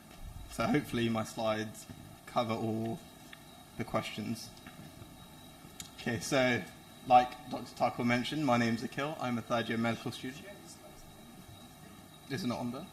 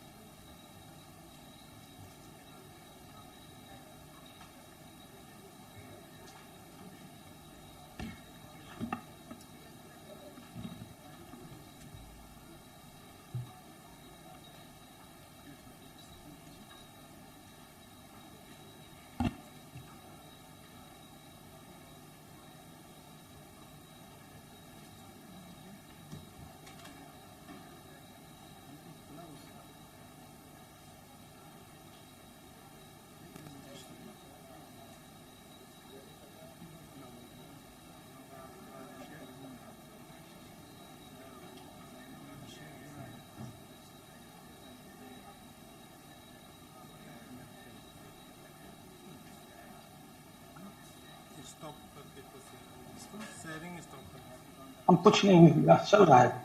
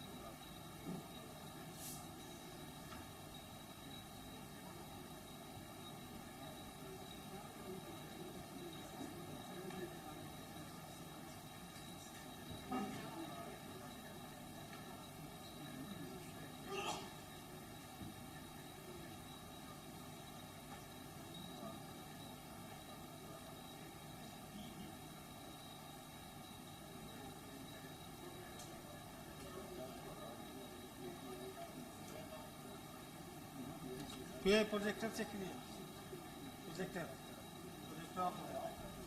On कीजिए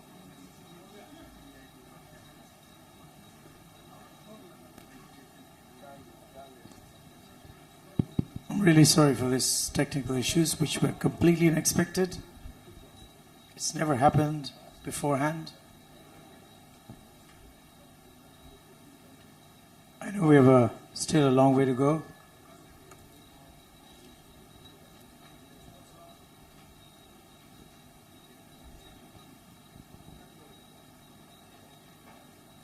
Is there an issue with the projection?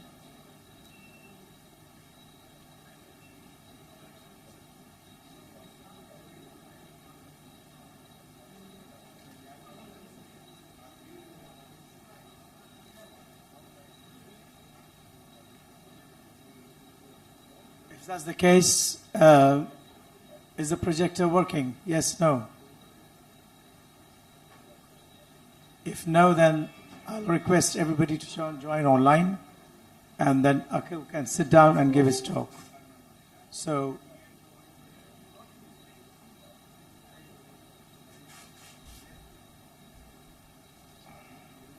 is that working?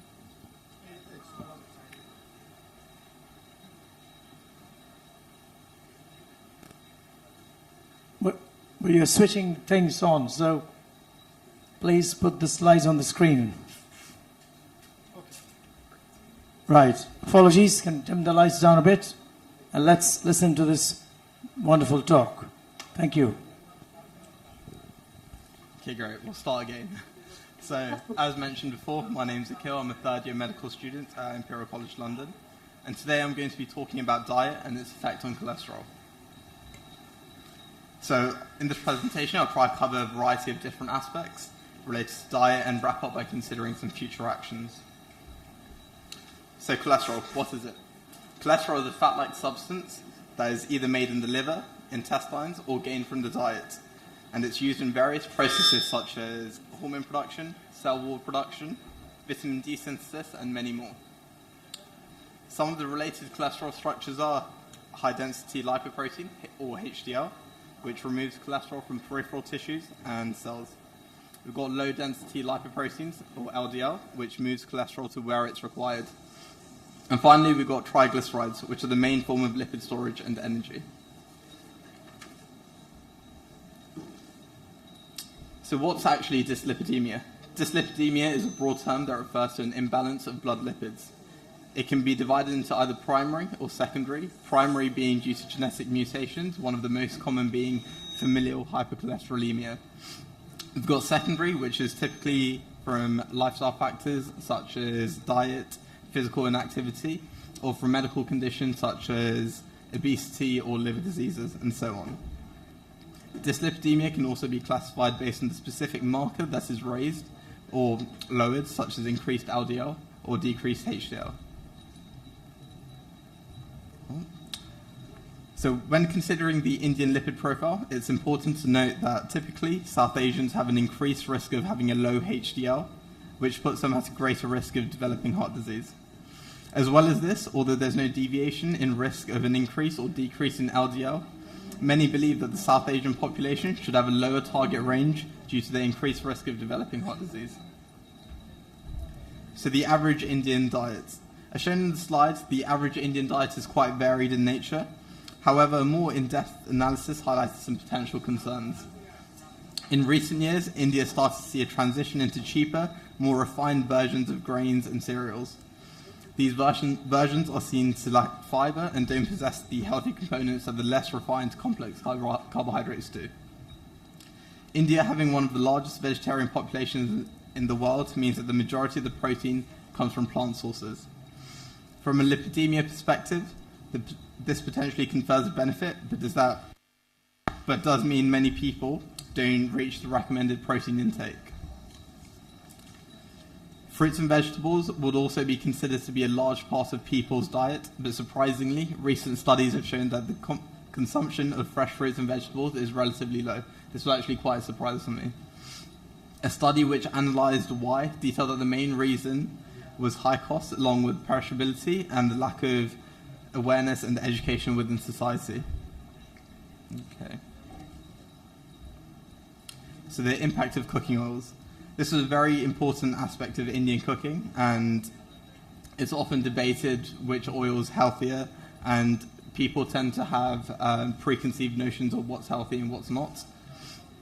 So I decided to do a more in-depth analysis of this. And then several papers have shown that short chain and medium chain saturated fatty acids have very little effect on serum lipids, but overall saturated fatty acids do increase total cholesterol. So from that, it's safe to assume that the culprit is long-chain fatty acids. From this, one can say coconut oil is probably one of the best cooking oils to use because the long-chain fatty acids per 100 grams is quite low. And I think being a Malayali, it's great to hear because we do love our coconut oil. I think it's also worth mentioning that ghee had around 40 grams of long-chain saturated fatty acids per 100 grams, which is quite surprising considering how ghee is revered for being relatively healthy. Okay.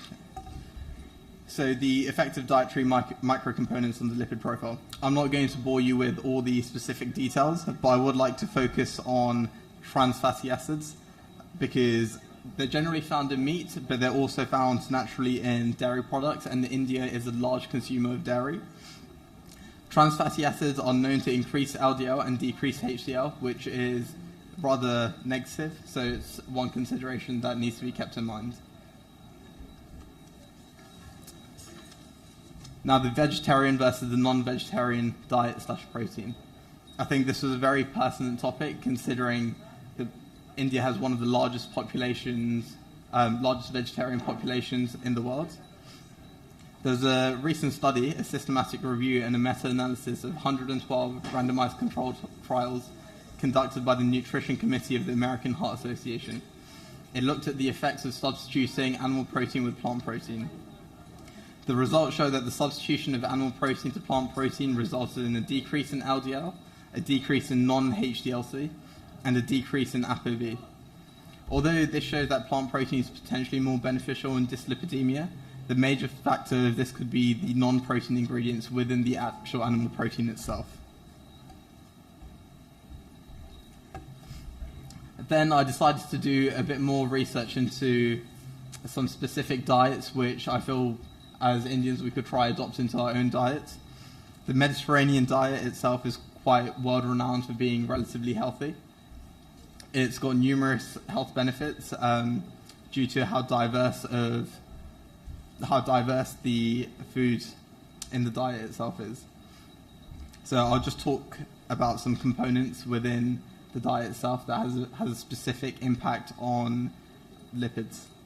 So polyphenols, they're found in certain fruits and vegetables. They're known to decrease LDL and increase HDL, which, as we know, is quite beneficial. Fatty acids, such as omega-3 and omega-9.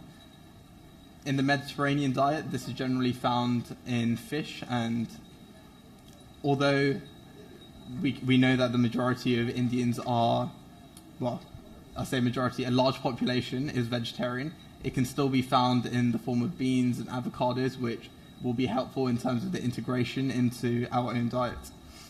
So omega-3 and omega-9 are known to decrease LDL and increase HDL. It also decreases platelet aggregation, which is known to be beneficial in regards to dyslipidemia management. Then we've got dietary fiber. This is found in a variety of different sources, but particularly fruits, vegetables, and grains. Specifically, soluble fiber is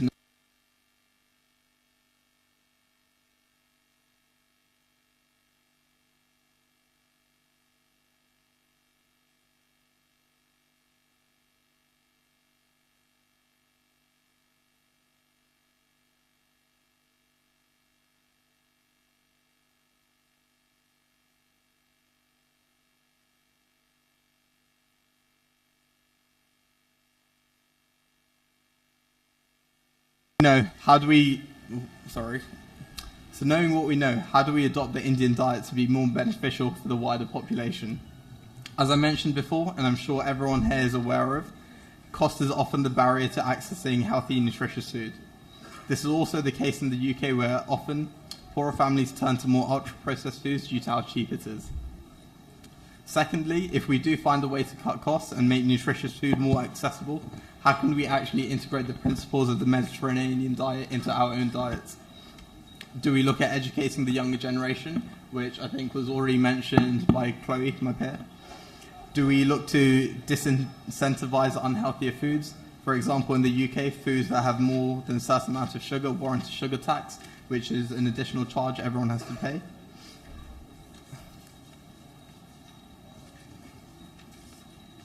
But finally, and most importantly, will the implementation of all the theories mentioned have an impact, and if so, to what extent? We know that out of the total blood cholesterol, only 20% of it comes from our diet, with the rest being made in our liver and intestines. Plus, secondary dyslipidemia, to a degree, also has a genetic component in the form of single nucleotide polymorphisms, or SNPs, which in abundance can also predispose a person to dyslipidemia. So now, I'd like to open it up to the panel and audience. What are your thoughts? What can India do? Thank you. Thank you. Thank you, Anil. That was a fantastic talk. I think I must congratulate you for moving on despite so much of technical limitations, and that's what Imperial is all about. You know, resilience, resilience, resilience. Without any delay, I'd like to invite a very elegant and world-renowned speaker, a cardiologist who runs a big center in North India, Merit. Dr. Rajiv Agarwal runs a big charity implanting pacemakers, one of the largest free pacemakers in India as a charitable project. We welcome you, sir, today, and thank you for sharing your time and giving us some precious time on this day. So we had a chat about what could be best for this session, and he came up with this fascinating topic, so let's listen to him and before we just interact together. Thank you. Thank you, Dr. B.B. Thakur. Thank you, Dr. Ashish, for involving me in such an inspiring program. I believe it is not your patent right because I am going to duplicate this program in Northern India. And I welcome you if you can make another campus in Northern India. It's such a wonderful program, listening to young graduates and understanding their perspective, how they are fathoming the depths of medicine. I'm going to talk very simple things and what I look at 10 commandments in lipidology. Just for putting the things straight, the first description of atherosclerotic angina was seen in our Sushruta Samhita in 600 BC. And those who understand Hindi and Sanskrit mix, the description was Hridayam, a thorn in the heart.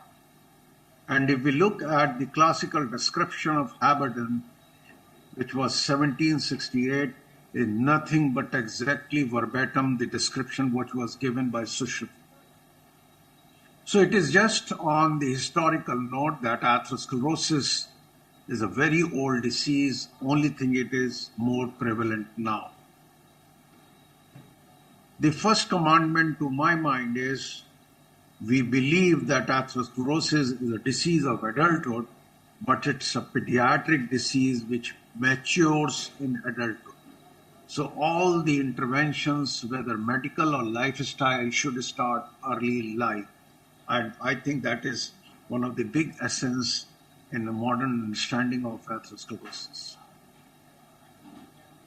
I think we should understand that Indians have higher burden of atherosclerosis.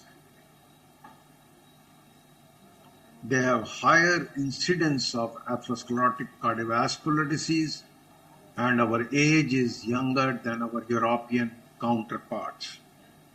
If I summarize, 50% of the cardiac death occurs before the age of 50 years, 25% of MI before age of 40 years. We have multivascular diffuse disease, younger age. So students in Imperial College will find it some kind of juvenile atherosclerosis, like we have juvenile rheumatic heart disease, a coined term by Indian cardiologists. So you must understand the atherosclerosis in Asia is very different, malignant and premature.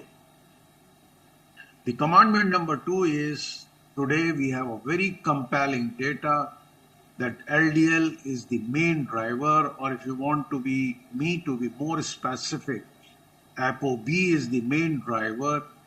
Epidemiological studies have shown us, experimental studies have shown us, Mendelian randomization studies have shown us, and therapeutic studies have shown us that when we reduce LDL, the atherosclerosis is reduced. One of the peculiarities of atherosclerosis or LDL reduction is that it is independent of the molecule used or the agent used It is quantitative reduction which makes it more important rather than qualitative reduction, unlike HbA1c, where HbA1c quantitative and qualitative both are dependent upon an agent. Like if you reduce HbA1c by SGLT2, it is different than if you reduce it by glimepiride. So LDL is more quantitative phenomena independent of agent. So the LDL reduction by bariatric surgery quantitatively is the same as that of LDL reduction by PCSK9. The third commandment is lower we go, better we are, lowest we are best. I am one of the members of the writing committee on these Lipid Association of India guidelines, which were published in Journal of Clinical Lipidology, which was an official journal of National Lipid Association of America. We have described two groups, extreme risk group A and B, where we believe that optional goal of 30 and mandatory goal of 30 in category B, who are polyvascular, diabetic, and have recurrence of event. These are very high risk patients. We believe that LDL of 30 is better than the contemporary guidelines in Europe and America, where they stick to less than 50. If you are category C, we may aim for LDL as low as 10 or 15 milligram. I do not have the opportunity to discuss the details, how we reach this, but I can summarize that we can aim for as low as 10 to 15.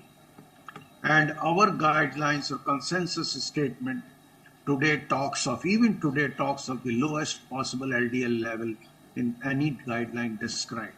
So these are Asians, so we have to be different because our disease is malignant, juvenile, and we have to touch the LDL bottom.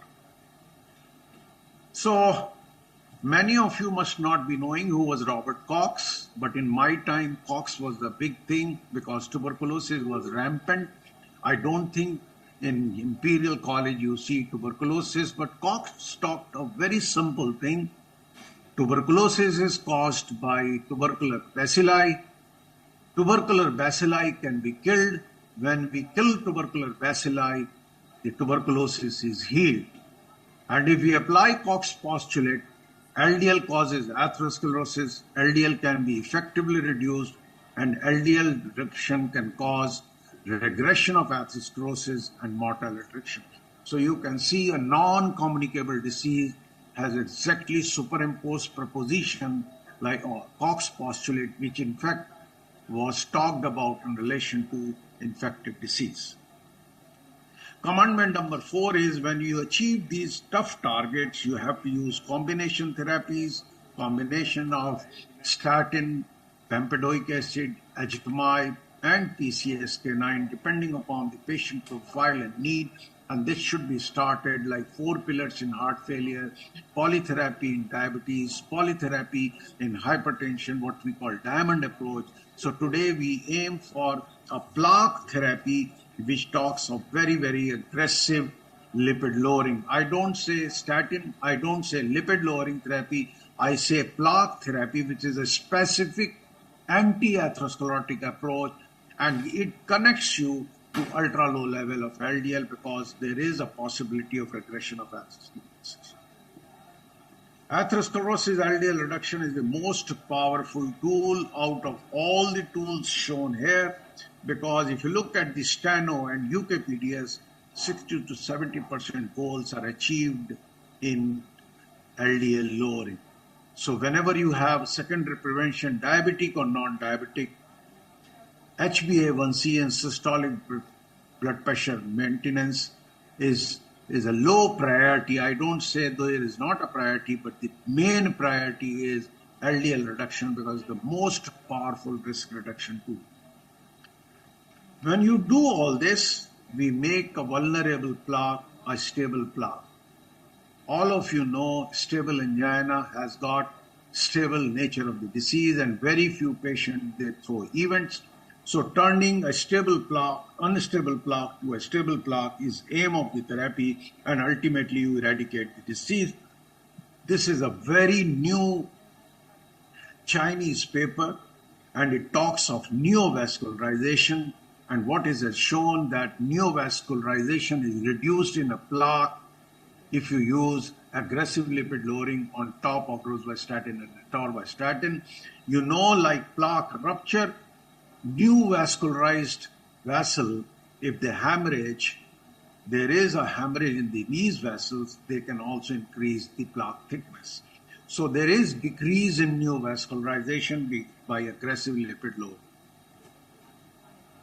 How low is safe? The new frontier, especially in Asia and India, is less than 30. All the side effects, they are same. In fact, the side effects are related not to LDL level, but the statin doses. By combining bempedoic acid, PCSK9 and ezetimibe, I think we can surpass that problem. And long-term follow-up, 4-year policy shows there is no difference in side effect profile. Even the statin side effect profiles are low. Rhabdomyolysis is just 1%. Transaminitis is about 1%, and it does not lead to renal function deterioration. And I want to show you a historical slide to students. You know, the Nobel Prize is given in Stockholm in 1985. Brown and Goldstein, who discovered the LDL receptor, talked about 25 milligram of LDL level, which is what we are talking today. So we took almost 40 years to understand what was projected by two giants in 1985. Today we know every kind of evidence which goes in favor of LDL level of less than 30, which is like 25, and these levels are safe. So is it the 30 is the new LDLC? For Indians, I believe yes. The second issue, which is very important, the 8th issue, is triglyceride. Often we feel triglycerides are very, very important. They cause atherosclerosis, but their correction does not result in any kind of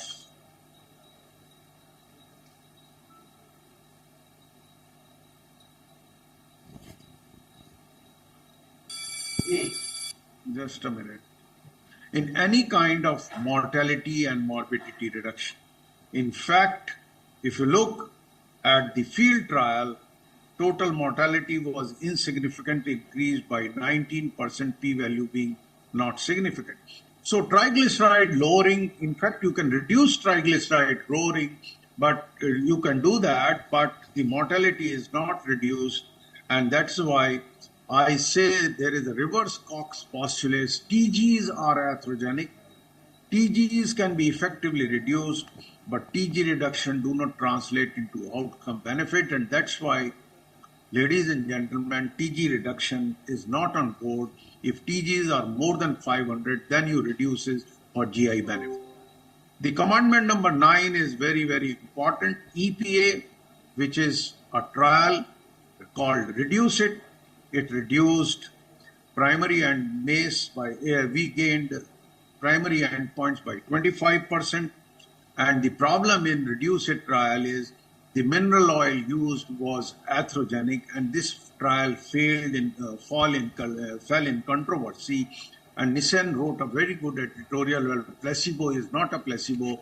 In fact, he talked about that the gains or the outcome benefits in Reduce It are more because of negative placebo rather than the positive effect of EPA. That's why the recommendation of EPA 2 grams twice a day is not given. Very strong recommendation, it is 2BB. So when I say Reduce It is not a TG lowering trial, it's a vascular trial. TGs were used as an enrollment criteria, not an outcome-based metric. So that is one fundamental thing you should know.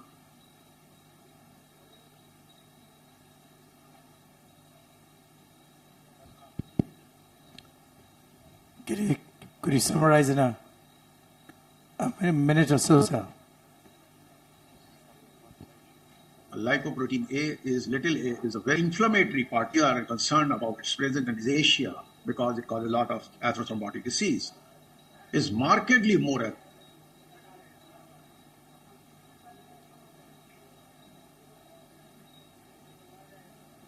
atherogenesis, about 6 times more atherogenic than LDL particle.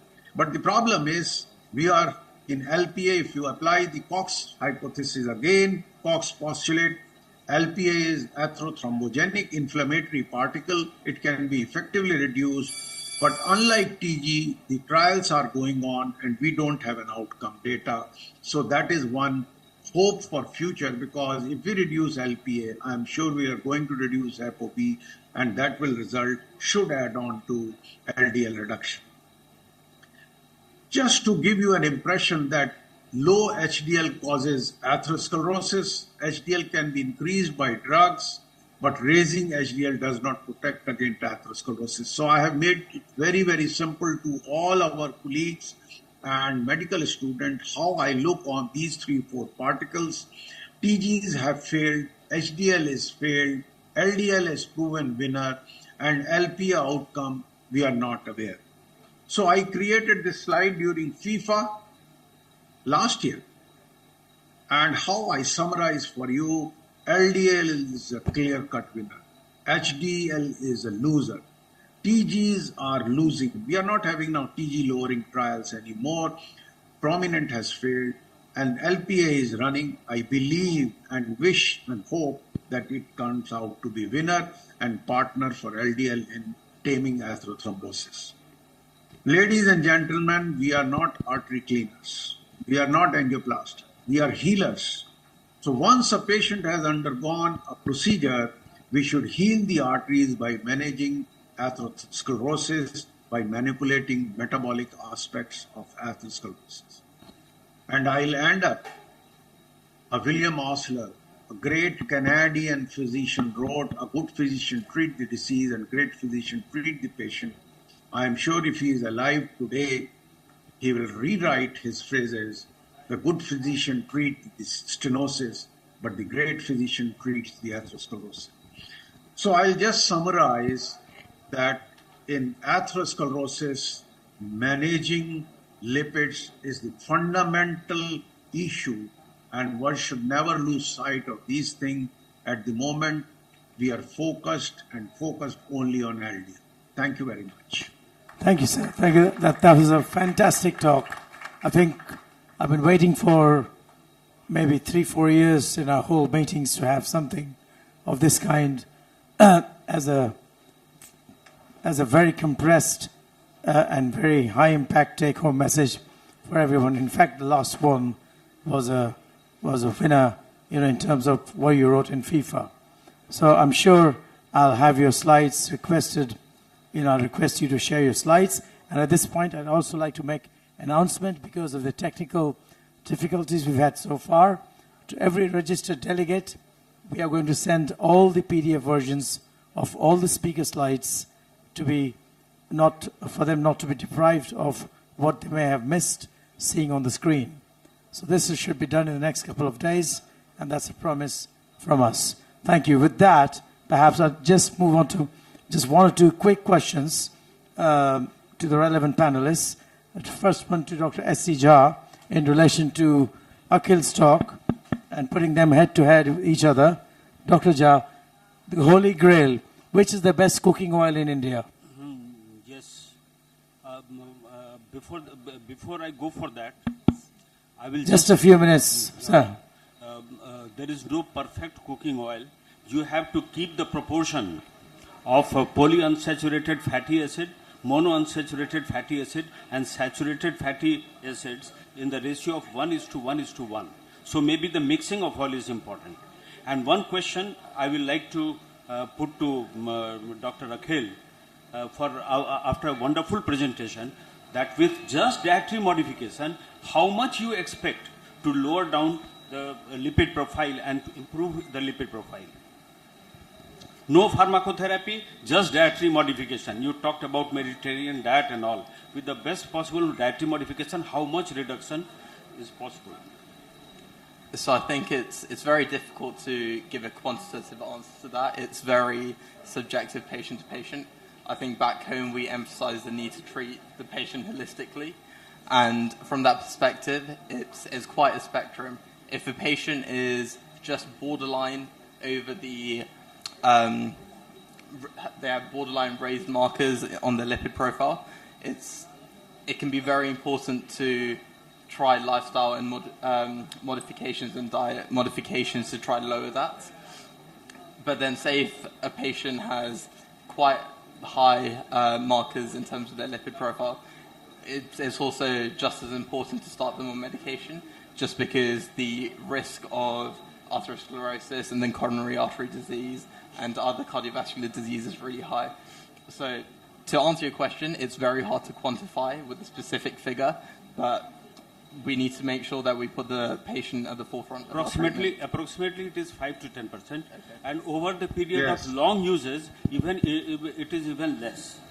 And having said that, if Dr. Ashish Thakur allows me, I will ask a question to Dr. Rajiv Agrawal, who so eloquently gave 10 commandments. Oh, we have run out of time, sir, for today. Thank you. Maybe some other time. My apologies. Second questions for our second panelist, who is online, Dr. Agrawal. Can we pin him online, please?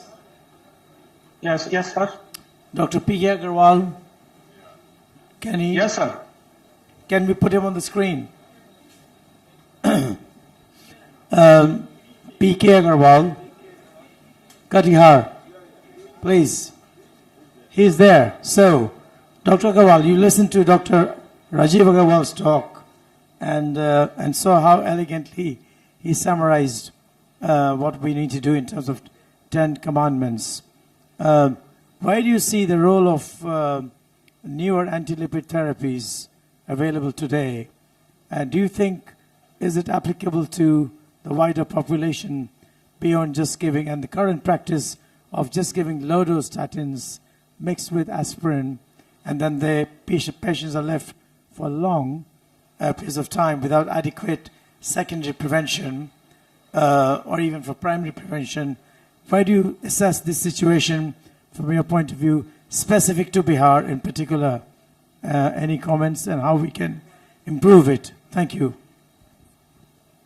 First of all, I congratulate Dr. Rajiv Agrawal for his lucid presentation. As he suggests, low is the best. LDL should be less than 30 in Indian scenario. And it can be achieved by the dietary control, lifestyle modification, and the combination of therapy. It is not only the statin that can achieve the goal, but the combination of a statin plus ezetimibe and bempedoic acid added, if necessary, with PCSK9. That's my take. And it should be less than 30 in Indian scenario. Thank you. Thank you, sir. That's a very perfect comment. Spot on. The lower the better. The lowest the better. As a cardiologist, we aim for the same. Thank you so much, Akhil. Thank you so much, Dr. Agrawal. Thank you so much, Dr. Jha. And thank you so much, Dr. P.K. Agrawal, for your time. Let's move on to the diabetes session. Dr. Ashish, I just Yes, want to say my compliments to the young speaker. I'm very happy and impressed with his hard work. Thank you very much. Thank you, sir. He's right here in front of us, and he's hearing you, seeing you, listening to you, and thank you for your compliments. That'll go a long way, I'm sure. With that, can I please invite quickly to join on the panel Dr. R.K. Modi, consultant physician from Purnia, who is present with us, Dr. Ajay Kumar, a prominent physician and endocrinologist from Patna. Dr. Ajay Kumar is online. Is it on? Right. And then can I invite our first speaker for this session, who is a student speaker from Imperial, Anshini Thakur. Let me just put up the slides.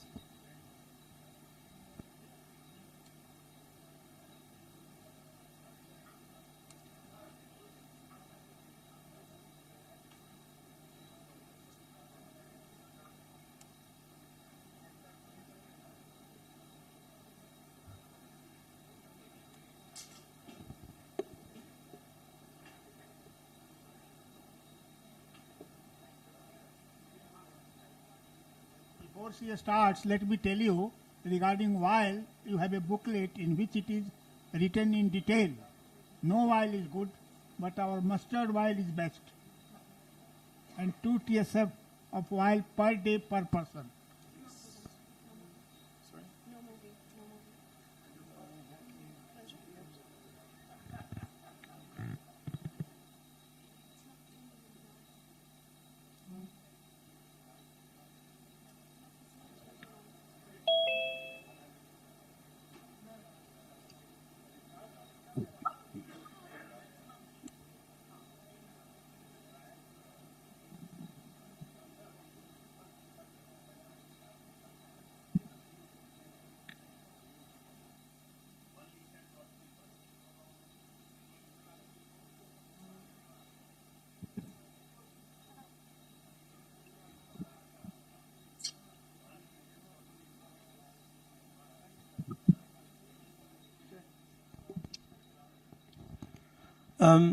Just check if it's moving. So I know some of you are eating right now. Drinks are being served, soft drinks, warm drinks. The hall is full. So if you take a moment, I'm going to ask Anshini, who's a medical student at Imperial College, as to I'm really worried as a cardiologist, and I do not believe at all in this term. Ever since the last few years, since this fancy term has been coined, we personally see people as diabetics or non-diabetics when it comes to treating them as cardiologists across West or in my practice in the foundation or India. What do you think? Hello, everyone. Would you agree? Yes, I do agree, but I disagree to some extent as well. And I'll be explaining why in this talk. So hi, everyone. Good afternoon. My name's Anshini. I'm a medical student from Imperial. And for those eating, I hope you're enjoying your food. Today, I'll be talking about prediabetes and whether we should be more concerned or not. So today, we'll just be going through the definition of diabetes, the diagnostic factors, why we should be worried about the increasing prevalence, or should we be more concerned? What's in the way of changing our approach towards treating prediabetes, and what we need to do going forwards. So, what is prediabetes? The extent of knowledge around most of the layman population is that a poor lifestyle choices lead to the development of full-fledged diabetes, which then requires radical changes in lifestyle and also potentially medication. However, most of the population around the globe is actually unfamiliar with the concept of prediabetes. The medical fraternity, however, is very accustomed to it. We see it in primary care, we see it in secondary care, usually picked up when screening for hold conditions or when monitoring for patients with pre-existing hold conditions. It's asymptomatic, and the definitions vary between impaired fasting glucose, impaired glucose tolerance, or an elevated HbA1c. If we look at the diagnostic factors for prediabetes, this table shows the guidelines from NICE in the UK and the ADA in the States. It includes the commonly used units from both the UK and in India, and we can see that the thresholds for diagnosing prediabetes itself are common, relatively similar between the two. But if you take a closer look, you can see that the lower limits, the lower thresholds for diagnosing prediabetes are lower in the States than they are in the UK, which means that you need to have a lower blood sugar to diagnose prediabetes in some parts of the world. The implications of this I'll be explaining later in my talk. The prevalence of prediabetes is on the rise. You might be surprised to hear that 1 in 10 people in the UK have prediabetes, and in the States and in India, 1 in 3 people have prediabetes, potentially being even higher than we may expect, because the studies used to generate these statistics have been performed in local or regional areas as opposed to population-wide studies, which means we're underestimating the true prevalence. What makes this extremely worrying is that many of these patients may have been living with prediabetes for a large proportion of their life, and as it's asymptomatic, they don't know they have it. They don't know that this pathological process of diabetes is currently happening inside their bodies, and they feel fine on the outside. So should we be more concerned? Because it is predominantly an incidental finding without a defined management protocol, it's usually conservatively managed through lifestyle changes, as I've mentioned before. At this stage, patients are explained that having prediabetes increases the risk of developing diabetes, when, as I've explained, the pathological process is already underway. Several studies have already established a relationship between the prediabetes and the complications of full-fledged diabetes, such as retinopathy, neuropathy, and nephropathy. And more importantly, there are well-known associations with coronary artery disease. And if we look at the studies looking at the risks of MACEs or cardiovascular events, we can see that the Q-risk-3 scores for patients with prediabetes and diabetes are not too dissimilar, which is actually worrying, given that the fact that many people in this world are living without knowing that their cardiovascular risk is maybe above 10%. And similarly, on the other side, we can see that the economic burden of prediabetes also increases. Once you diagnose someone with prediabetes, you then need to monitor them every 6 months annually to check their A1C and screen them for other hold conditions, and these all have costs. Similarly, in patients who have high-risk conditions, comorbidities, etc., clinicians may choose to treat this pharmacologically with metformin, for example. These also have increased costs, which may increase the economic burden as well. And as I said, the risk of MACEs also increases with prediabetes. If a patient goes on to have a heart attack or an MI, you then need to treat the MI itself, and then the cost of providing that patient with secondary prevention for the long term or the rest of their life. So the costs all seem to add up. So yes, we should be more concerned about prediabetes.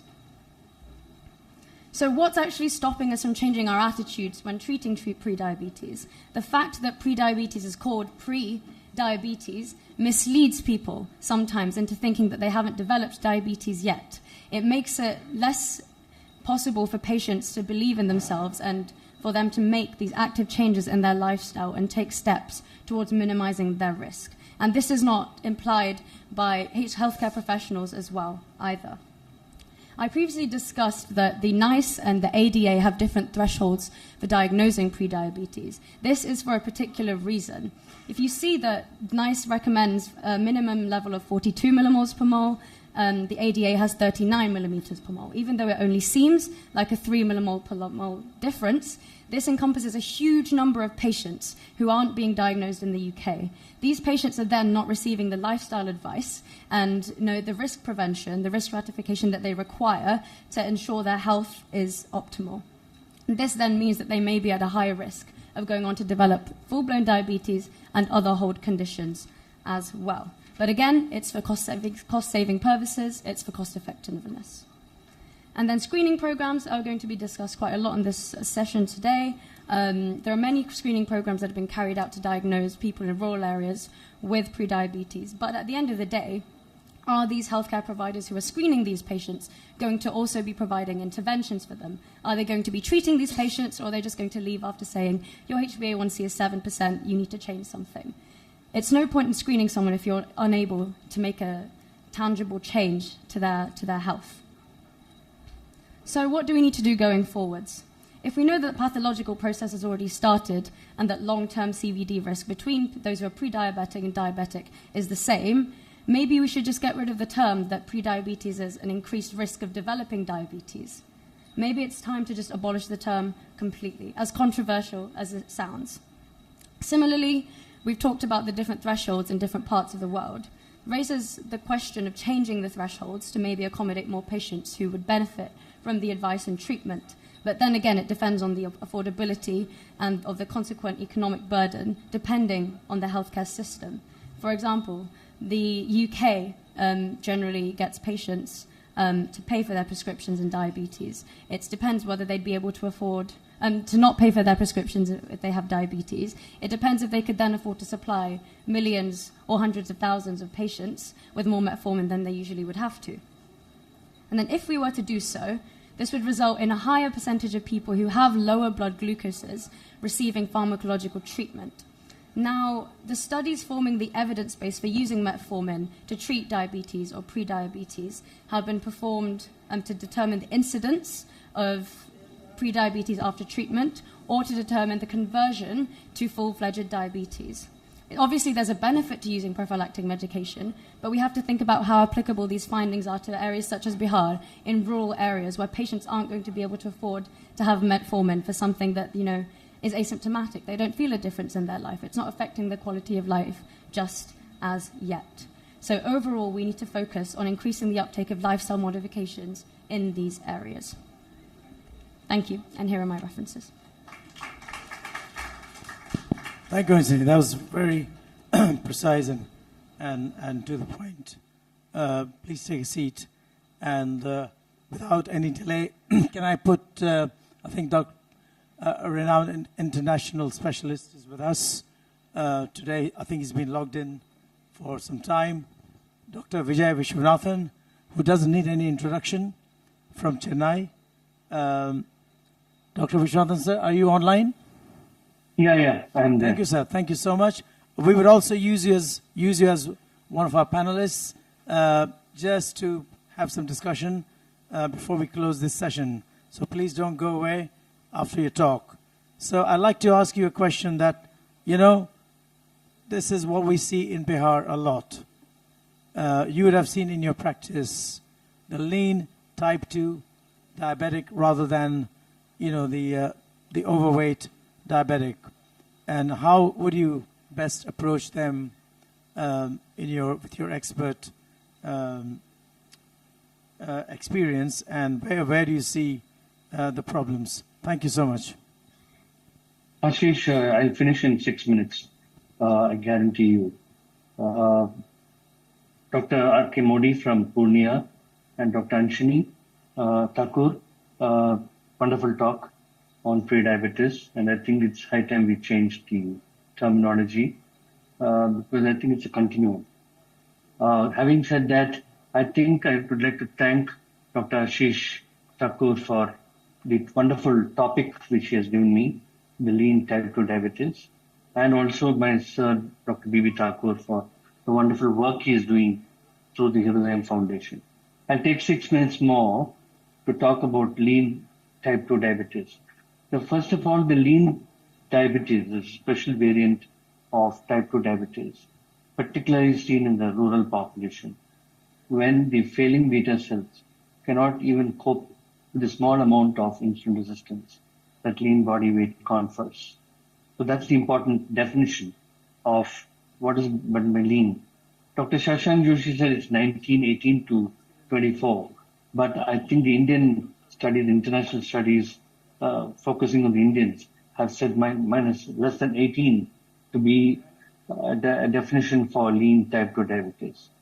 So I think the definition for lean type 2 diabetes is less than 18 BMI.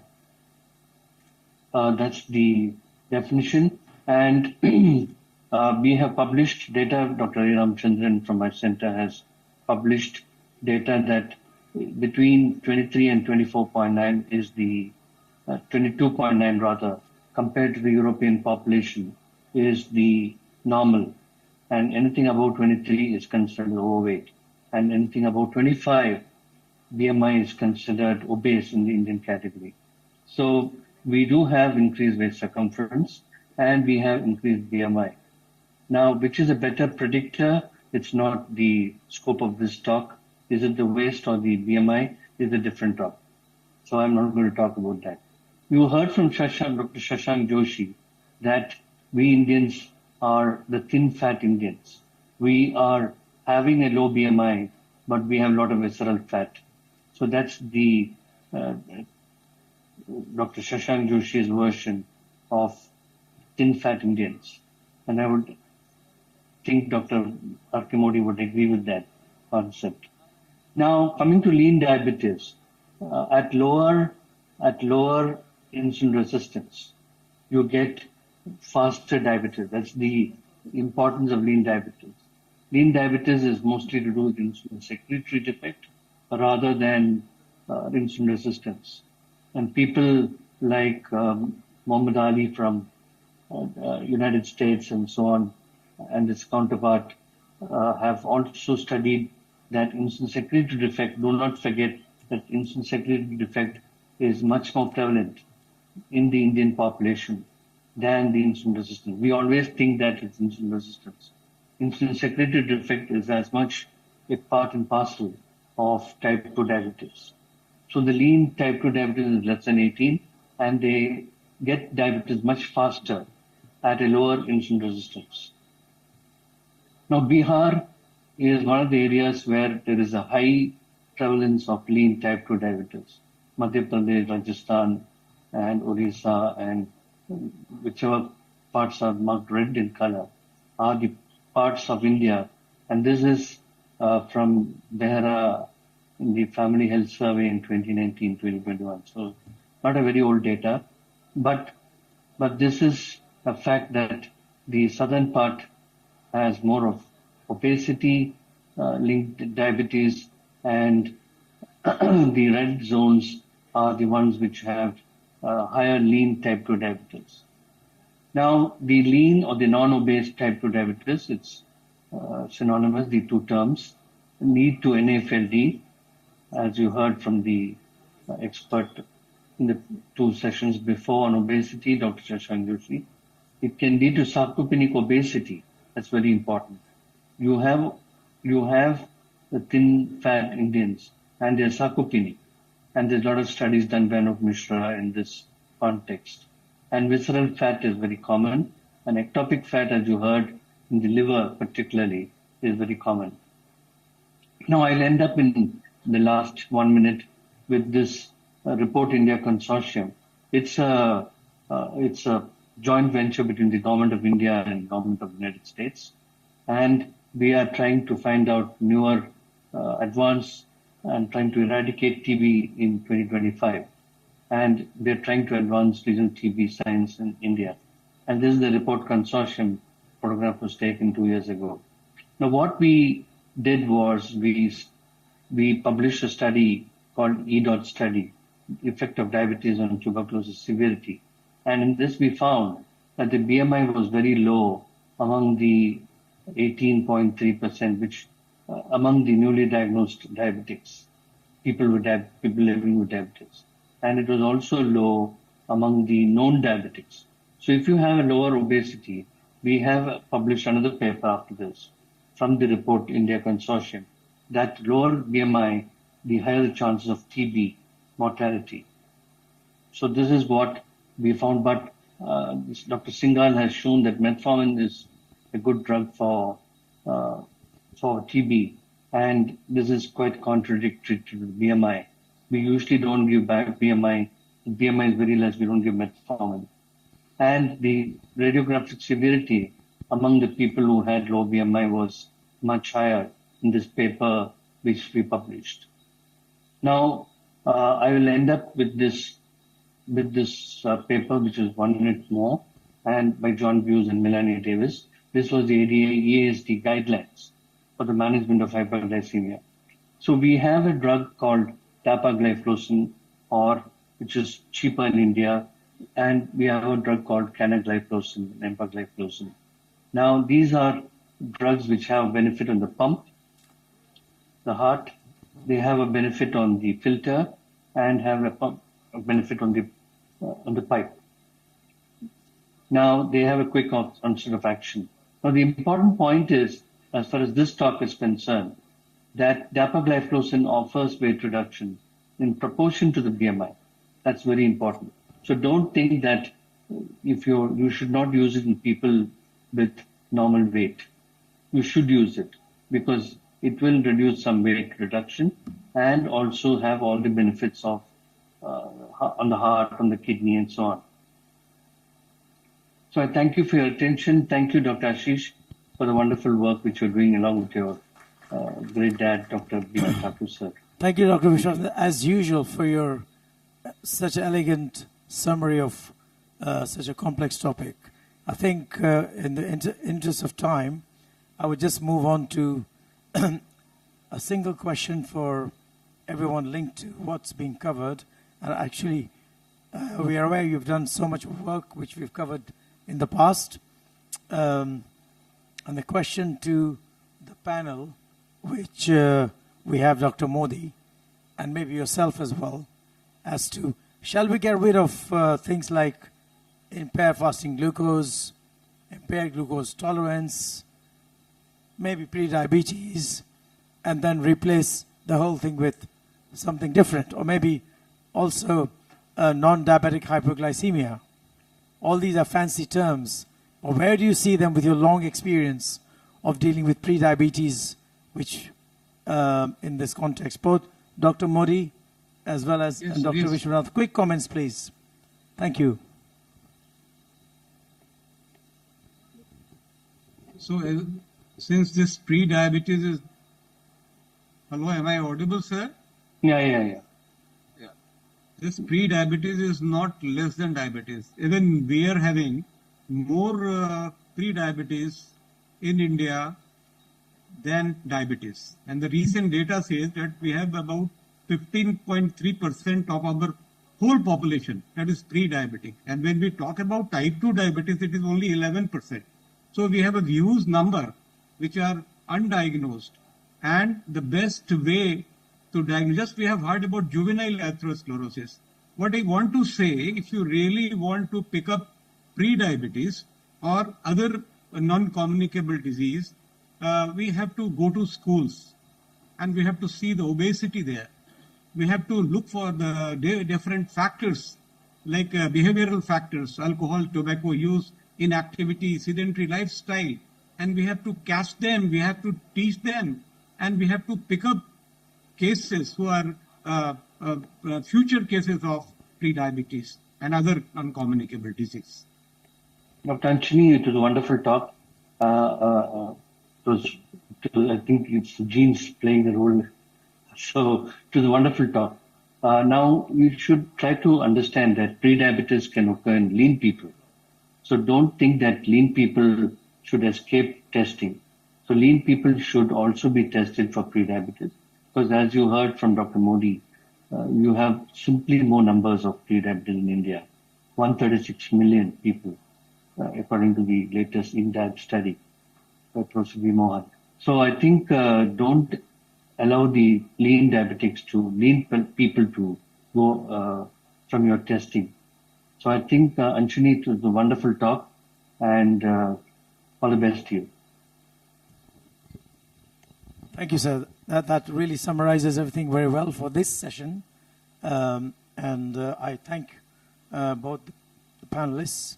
Well, we didn't have Dr. Kumar, but Dr. Modi and Anshini and Dr. Vishwanathan for your time, efforts, and the wonderful deliberations.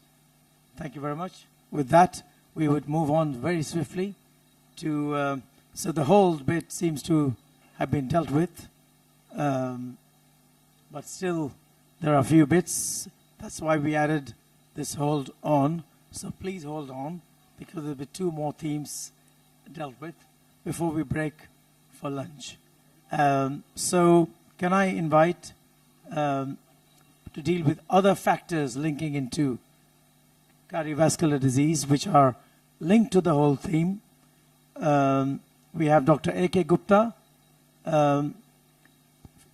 in presence, so please join me, sir. A very senior consultant and retired professor, head of medicine, Darbhanga Medical College, with us, replacing Dr. Sudhir Kumar, who unfortunately can't join us today for personal reasons, and Ruth Aber, medical student panelist from UK. So we have both panelists present here physically for this session. So we hope to have a good one. And speaker-wise, also, we have Aaron John, physically present, medical student from Imperial College.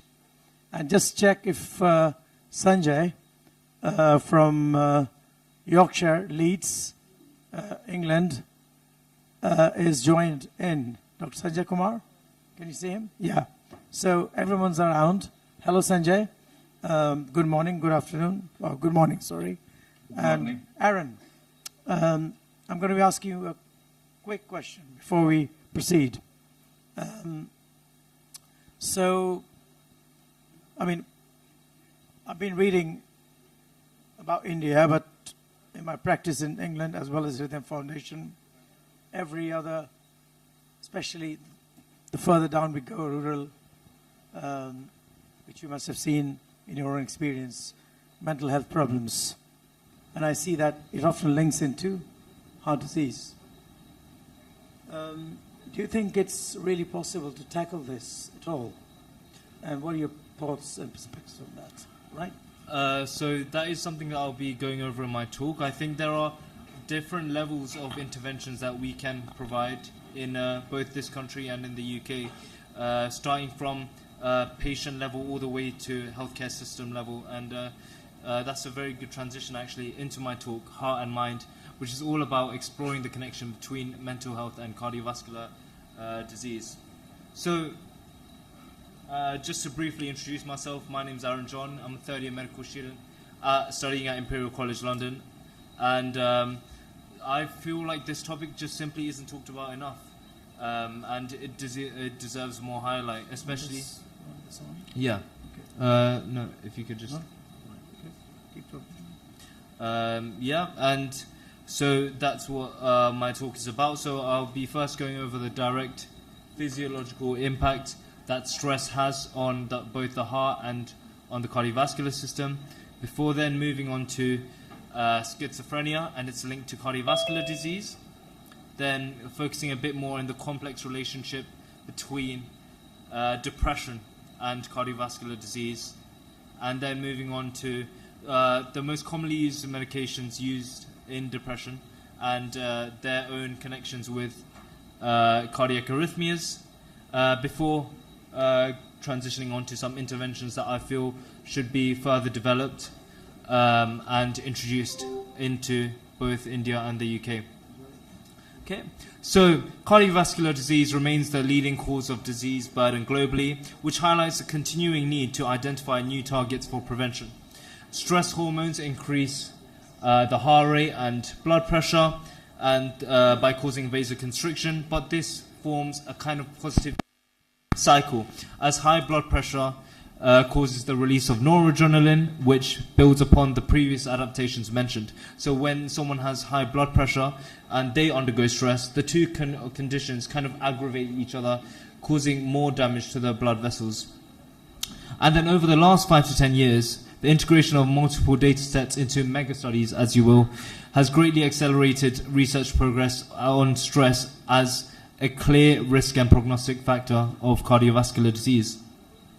Okay, so now briefly touching on to schizophrenia. It's a chronic mental illness that leads to disruption in thought processing and behavior, and it's one of the most common primary psychotic disorders, and there is emerging evidence of a strong correlation between it and a vast amount of cardiac disorders. So people, if it says that, so people with schizophrenia die on average 25 years earlier than the general population, with cardiovascular disease being the most common cause of death. And a large-scale meta-analysis of over 3 million people with schizophrenia and 100 million control subjects found that people with schizophrenia have a higher incidence of coronary artery disease, cerebrovascular disease, congestive heart failure, and all sorts of cardiovascular-related death compared to the general population.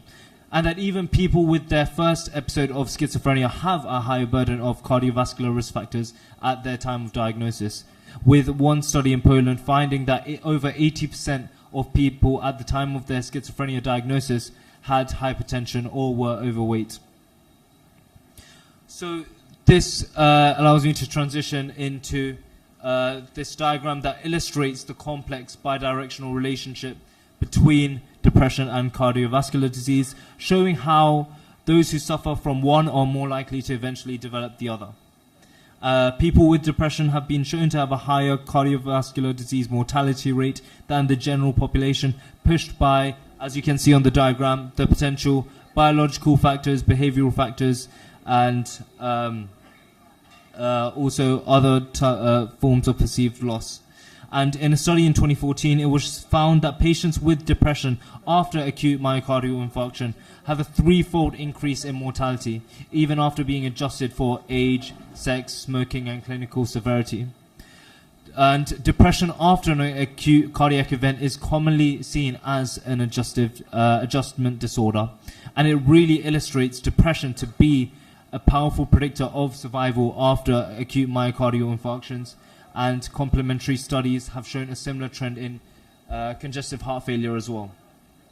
But if we look at the reverse, we can also see that there is plenty of anecdotal evidence, I'm sure you've seen with all of your patients, where the symptoms of cardiac issues can cause much mental distress, with shortness of breath and palpitations exacerbated by exercise. It affects the amount of physical activity that people can carry out. And there's multiple meta-analysis across the years showing how sedentary lifestyles are key prognostic factors in developing not only depression but anxiety disorders alongside others. And it's especially important to think about in rural demographics where physical activity is essential in providing income. It can lead to a driving factor in multifactorial depression. So now to just go over in the most commonly used medications, SSRIs and TCAs. Within the NHS in the UK, 86 million antidepressants were prescribed to an estimated 8.6 million patients. And the most commonly used antidepressants, SSRIs and TCAs, have been proved to lead to many different arrhythmias and complications of QT interval prolongation, such as Torsades. And another study in 2019 had bradycardia as the most commonly reported side effect of these SSRIs when they're added onto metoprolol or propranolol and other beta blockers, with the same study showing examples of cardiac arrest within the sample too. And really all of this data emphasizes the UK's importance on cognitive behavioral therapy, which started booming since 2005 by increasing the incentive for people to become therapists, and also by making cognitive behavioral therapy more accessible to the general public, which is a stark contrast to what I've seen in many regions in India where mental health is still quite stigmatized and not given enough funding to research into. So of course there are many barriers that exist at the patient, health professional and healthcare system levels, like I was saying to answer Dr. Ashish's question. And at a patient level, it really comes down a lot to their lifestyle, their poor adherence to treatment, and their poor health literacy and self-care. Therefore, it's very important, it's essential to educate patients, make cognitive behavioral therapy more accessible to communities that are deprived of it, and potentially form support groups, which I've seen could be very beneficial in these rural demographics where the theme of strong communities are extremely prevalent.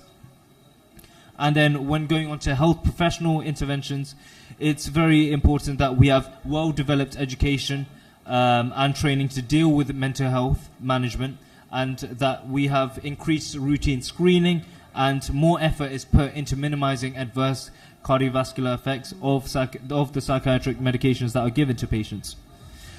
And at a nationwide level, there needs to be a lot more emphasis on cardiopsychiatric MDT teams, and promoting mental health awareness and increased funding from both youth demographics all the way to elderly.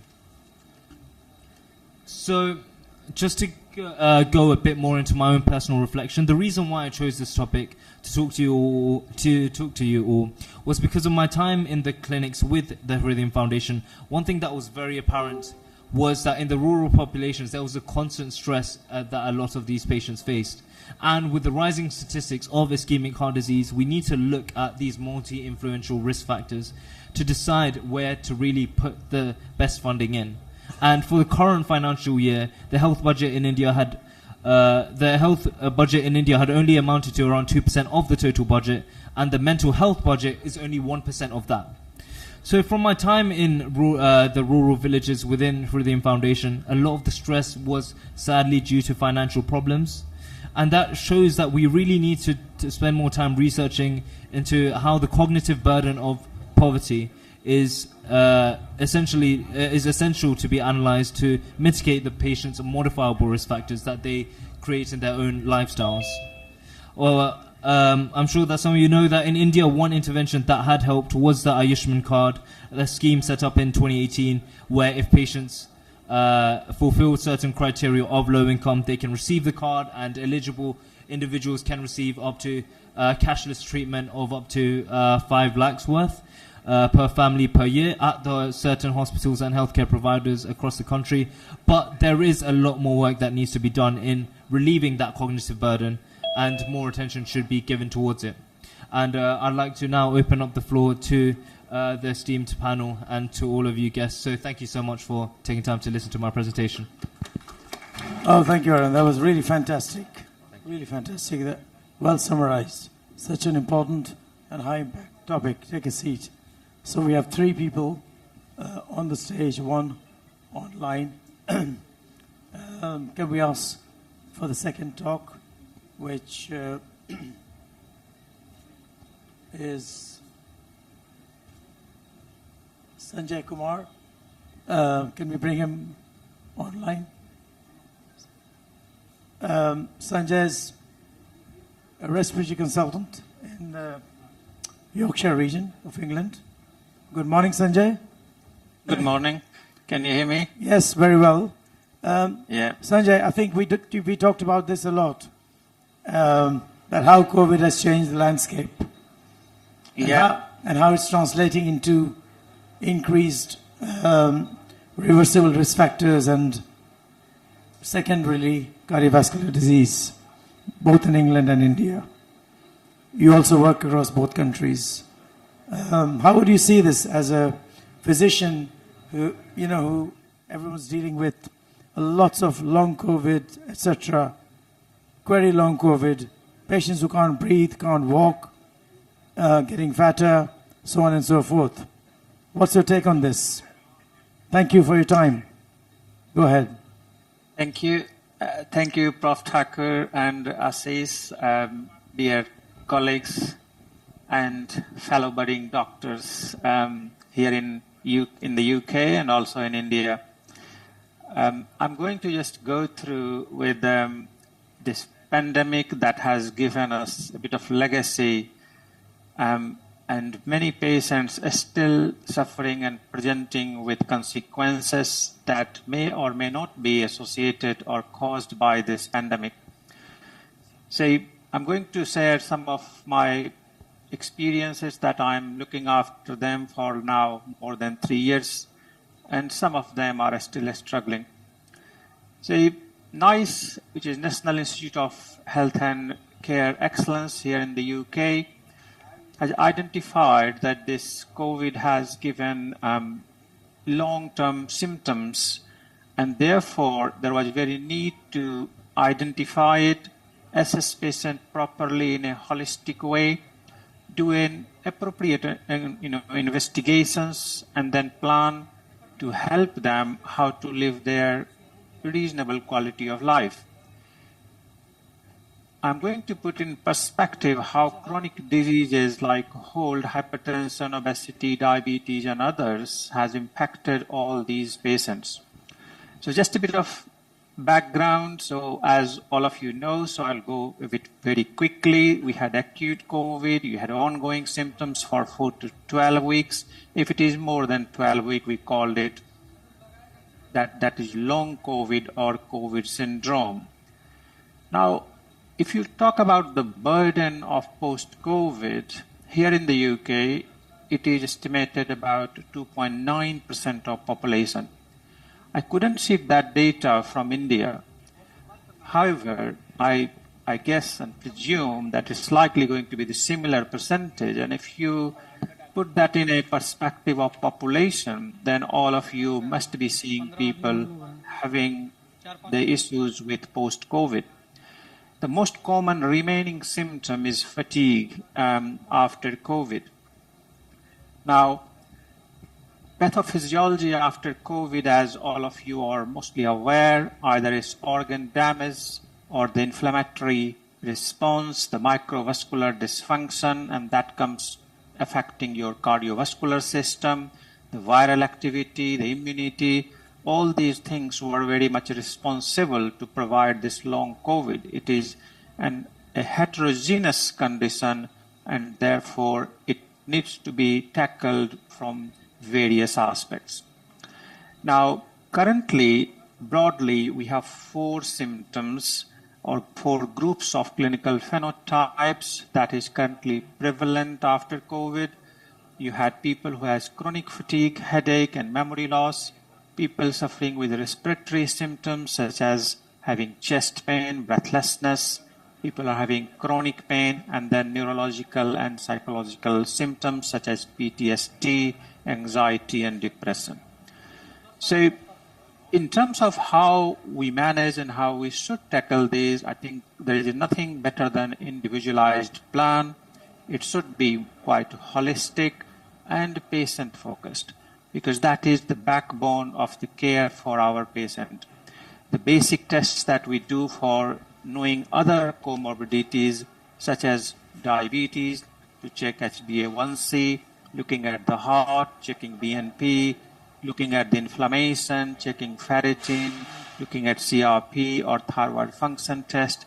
All these things are very much important to manage these patients, because we can't just assume that all the symptoms these patients are coming to in your clinic is post-COVID related. It may be association with other things, and hence we need to look into it broadly and then look at the system-based test, either it's for respiratory, cardiac, or psychological assessment. There are certain biomarkers has been looked at here in Cambridge, and they looked at IFN, gamma persistent in long COVID.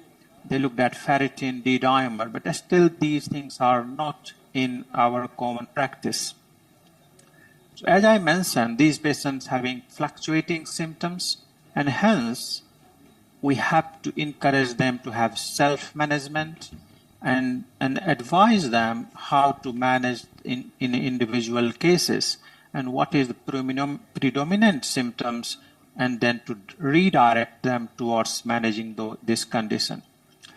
Now, as we just talked about, it's going to be MDT approach where patient, family, the near and dear ones, and also healthcare professionals, either it's for the physical health or psychological aspect or psychiatric aspect, we need to look into that. We need to think about how this is impacting patients' work, home, their life, giving them a short goal, asking families to help them, and to support with certain pharmacological medication that may help in this situation. So I'm going to just talk a little bit about system point of view. So being a respiratory physician, we see patients having breathlessness. And I must say, most of these patients, when they come in clinic, when you talk to them, we take them detailed history, but you will see that it's not all related to the condition of lungs, but also broadly related to people who got deconditioned in the last 2-3 years. If they got COVID, so many of them have got PTSD. If they were admitted in ICU or came in hospital, required non-invasive ventilation. And due to that, they reduce their physical activities in day-to-day life. And deconditioning is one of the important factors. However, at the same time, we have to rule out any pathological causes. And hence, looking at these patients, doing basic x-rays, full lung function test is very useful to give you some ideas what's happening. And also we do high resolution CT. In my personal observation, chest x-ray is not always very useful to knowing about it, and therefore HRCT and full lung function tests are needed. Now, these x-rays and CT scans you have seen already during pandemic, and some of them, and if I give you data in my own practice and UK point of view, it's going to be less than 5% where people have got something like pulmonary fibrosis. How we manage this case is to do lung function test, look at the volume, that means the FVC, either it's normal or decreased. You also look at diffusion capacity of these patients, and then you try and find out is that any reversible causes. If that is not possible, or if we still have doubt, then cardiopulmonary exercise testing, 6-minute walk testing, those things is very important to assess your patient. Now, you may have seen multiple literature regarding pulmonary fibrosis, and a couple of them I'm sharing you here. However, I have to make it clear that there's no clear consensus regarding the treatment of patient with interstitial pulmonary involvement due to COVID. It has been tried like corticosteroid, antifibrotic medicine called pirfenidone and nintedanib when you have progressive fibrosis. But it is important to keep an eye on these patients if they are having ongoing symptoms and reviewing their lung volume and full lung function test. And if that comes into progressive fibrosis group, then nintedanib can be tried. So just to summarize this, so never forget the other conditions such as weight gain, deconditioning, and other chronic airway diseases when you are looking into the breathlessness on these group of patients, these cohort of patients who had COVID and had immunosuppressant and steroid. Rehabilitation or yogas in India, if people are interested in having physiotherapy, would be very useful to handle. Now, a little bit about this postural tachycardia syndrome. And in my practice, again, I have seen this very commonly in certain patients after having COVID infection. If I give a little bit about it, what you do that you check patient 5 minutes after resting, their pulse and BP at 0, 2, and 5 and 10 minutes. And then you check is that any variation in their pulse rate. Primarily look at the dependent limb, any discoloration they have, and the diagnostic criteria is if it is more than 30 beats per minute of change or sustained increase of heart rate, that comes in this diagnosis. Now, these can give you various symptoms, lightheaded, fatigue, palpitation, chest pain, and you have to manage this primarily supportive, but some medication can be also useful. Now, chronic fatigue is very common after COVID and any viral infection, and therefore, once again, this requires holistic approach, recognizing it, supporting them, lifestyle changes, and offer them personalized physical activity program. This slide gives you idea that how chronic fatigue syndrome and long COVID is very much together. Sanjay, could you summarize? Thank you. So managing other conditions after ICU and things are very important again, and again, this holistic approach is needed. So in conclusion, what I say that patients who had COVID in the past, when they come into your clinic or they ask for help, holistic management is important. Management of weight gain, i.e. obesity, deconditioning if they have chronic conditions such as diabetes, and to assess them, support them, help them to carry on with their life. And I'm sure they'll be very grateful to you. Thank you very much. I'm happy to take any question. Thank you, Sanjay. That's wonderfully summarized what we had discussed about in relation to the Hold On Symposium. Other factors, I think we see almost every day as cardiologists, at least 5 referrals for people who can't breathe, can't talk properly, have resting tachycardia, what's going on, every single test is normal, so on and so forth. So wonderfully put through. We have 3 people on the stage or dais. Just stay on. I'm going to ask quickly in the interest of time, Ruth, in relation to Aaron's talk, as to what do you think is the perspectives of mental health in your experience across the East and the West? Having spent some time here, and linked to this is a question perhaps which you saw with us recently in our rural program, as to how would you make inroads into tapping and helping people in those areas? Thank you. So thank you for that question. What I found really interesting was that the factors affecting mental health in the UK versus in India, there are a lot of differences, but there are also a lot of similarities. In India, some of the key factors that affect mental health seem to be things like family disputes, overuse of technology, property disputes, which maybe do sound a bit different to the landscape in the UK. But the other factors that affect mental health and that make you much more likely to have a mental health problem were things like being a woman who is living in a deprived area, who has received little or no education. This was something that I found, these were all common themes that were true both in India, especially in rural areas, according to recent studies, and in the UK.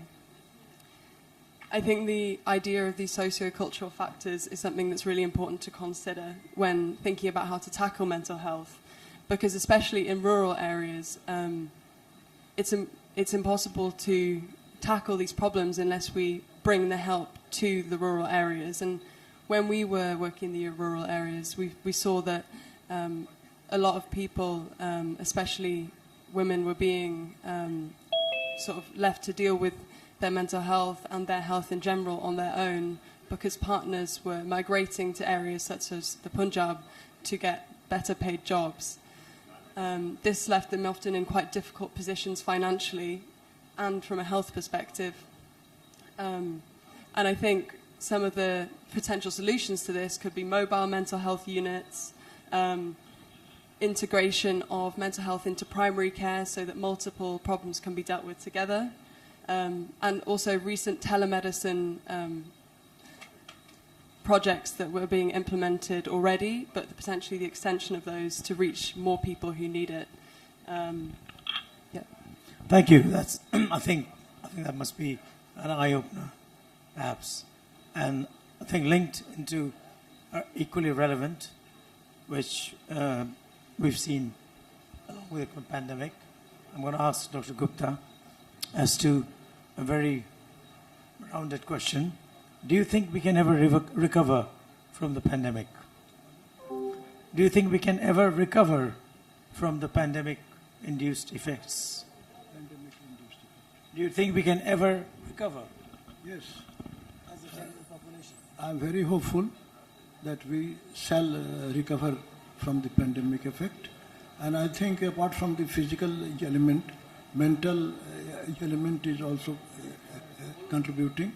It is the factor of fear, phobia, and stress is also contributing. And we must have a positive outlook that we will recover from pandemic effect, no doubt. So in your view, what are the key, if you had to put 3 key factors we need to put into our lives, those who have survived the pandemic and are suffering from a range of effects, what would you be saying? Oh, thank you. Those who have survived pandemic, they should be very careful regarding their lifestyle, good food, exercise, and positive outlook, and regular health checkup, screening of the health is very important. They should be very careful in the future. Thank you very much, sir. That's very kind of you. Yeah, so we need your microphone is not on, you know.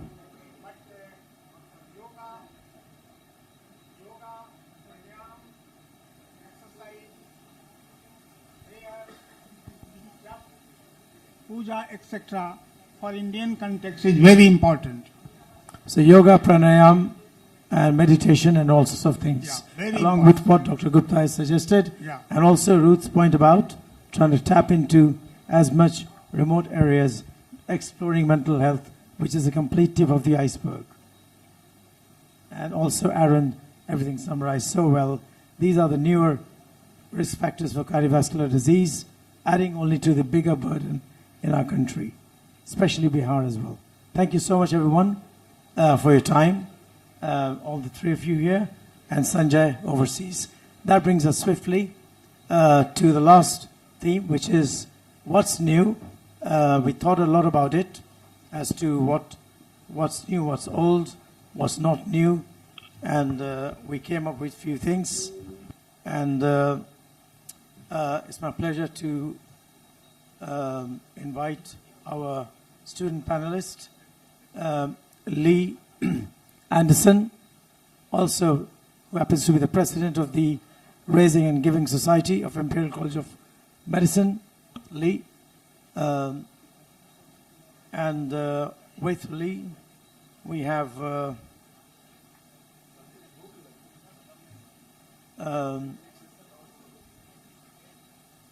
Dr. Devendra Bhushan, who is from AIMS Patna. Is he logged in, Dr. Bhushan? As a panelist. And we have a student speaker who are very excited to hear about. Sarah Terrasiano, is she logged in? Sarah, can you hear me? Hello, hi. Hi. Hello, Sarah. I'm going to ask you a question. So Sarah is joining us from London. Good morning. A very enthusiastic person. Couldn't join us for some reasons. Sarah, we've been talking about screening for cardiovascular disease. Do you think it's worth? Do you think, are we doing it? And if we are, then are we doing it enough? This is a very important session, so guys, please wait. Jess, it's not going to be too long before we eat, so we'll finish with a bang. So, Sarah, over to you. Are we doing enough at all?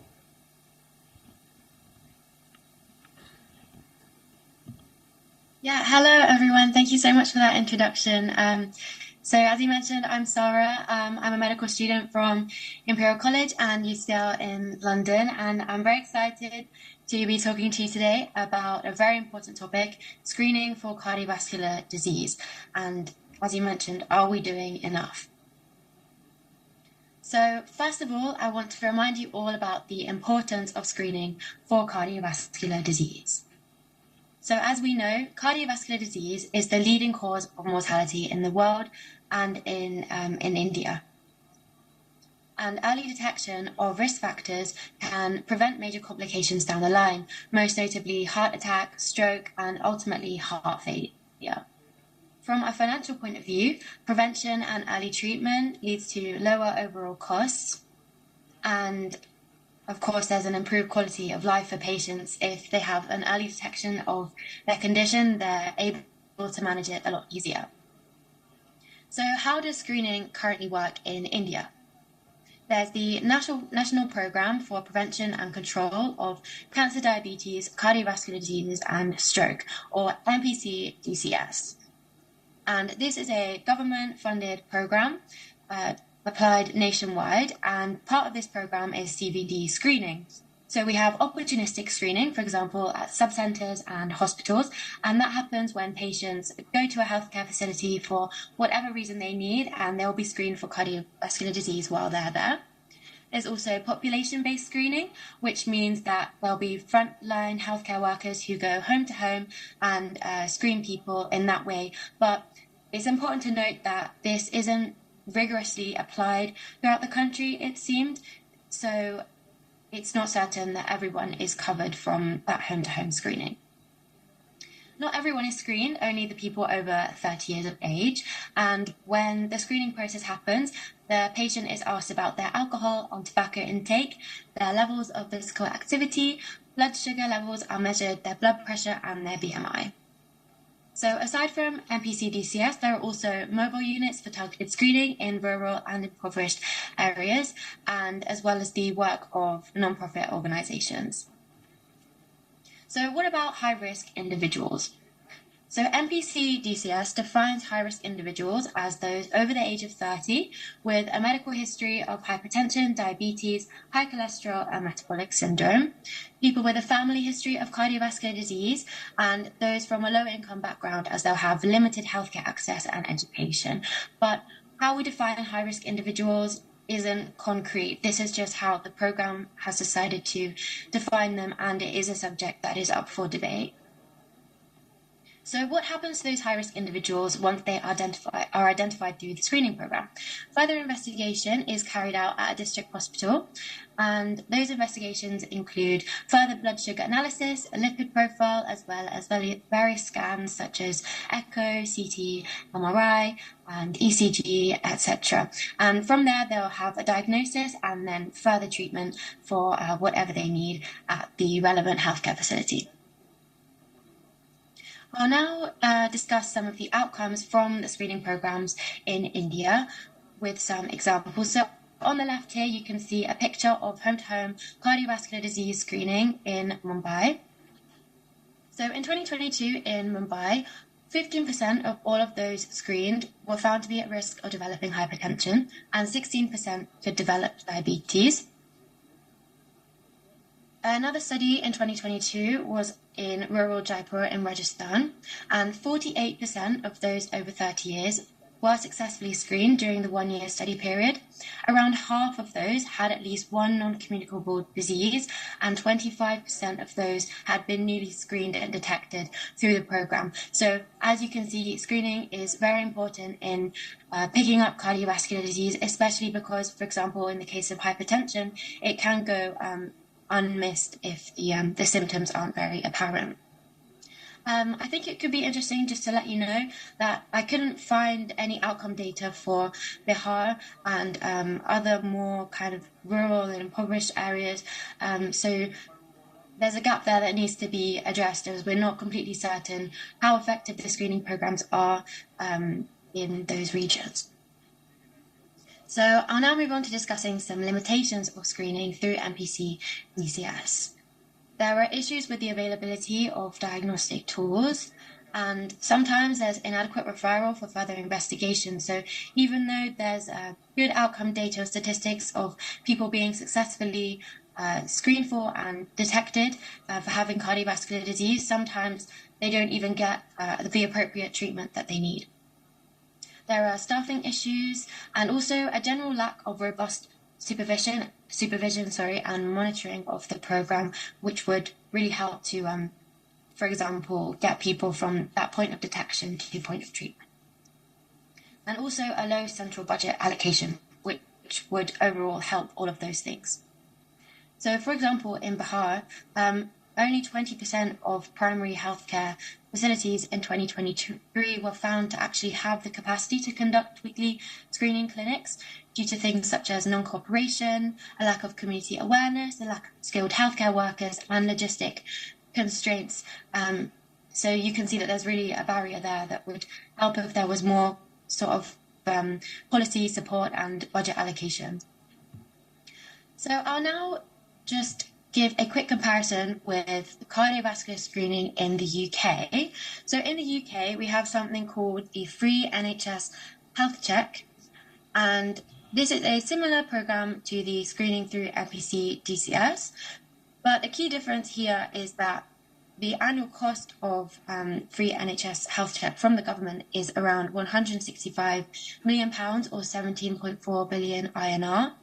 Compare that to the funding allocated to NPC DCS in India, much lower, £35 million or 3.7 billion INR. So you can see there why that might be the reason for the problems with the infrastructure and implementation of screening in India. So how it works in the UK is that everyone aged over 40 is invited every 5 years for the health check. I've put over 40 in red here because, as you might remember from my previous slides, in India, screening is done for those over the age of 30, likely due to the fact that in the South Asian population, there's a high risk of cardiovascular disease. And what happens during screening in the UK, very similar. You have blood pressure measured, BMI, cholesterol, blood sugar, questions about family history, diet, and exercise. Sometimes there's also an ECG carried out to pick up things such as AF, and that could be something that possibly might be useful to be implemented into that first stage screening program in India, as sometimes those conditions can go unmissed. So finally, I thought I'd end with a slide with ideas for improving cardiovascular screening in India. A nationwide standardization of screening guidelines would definitely be very beneficial to make sure that everyone is covered. Promotion of the importance of screening in both healthcare workers and the public would really help to improve compliance. Potentially, mobile health could be used as a solution, especially when screening for populations in rural areas that might not have access to a healthcare facility as easily, so they could report their symptoms, their family history, medical history via telecommunications. Increased budget allocation, as I mentioned before, would really help to improve their infrastructure. And better integrated systems also for tracking and follow-up. As I heard from my colleagues who have been working in HF over the past couple of weeks, there's a reminder system has been put in place in the foundation to send regular reminders out to patients to come back for treatment, etc. And this is also something that's implemented in the UK in the NHS Health Check, and it's really shown to improve attendance and compliance and overall outcomes. So if that can be implemented in the NPC-DCS guidelines, that could possibly show a really beneficial impact. And finally, stronger policy support for health initiatives from a governmental level would overall help to increase nationwide awareness and enthusiasm for screening for cardiovascular disease. So that's the end of my presentation. Thank you very much for listening, and I really look forward to the discussion. Thank you, everyone. Thank you, Sarah. I think you've nailed it, and I think as a foundation, the last slide, I've taken some screenshots. I've taken the liberty of taking a picture, and I would certainly pass some of your innovative ideas on to the local government in Bihar, and that's a promise from Hridayam Foundation. Thank you so much for that wonderful talk. And with that, we move on to our second speaker, who's also present here today with us, Dr. Smita Thakur, who is a lead for obesity in North England in a certain area. And let me just put your slides up, and I'll ask you your question.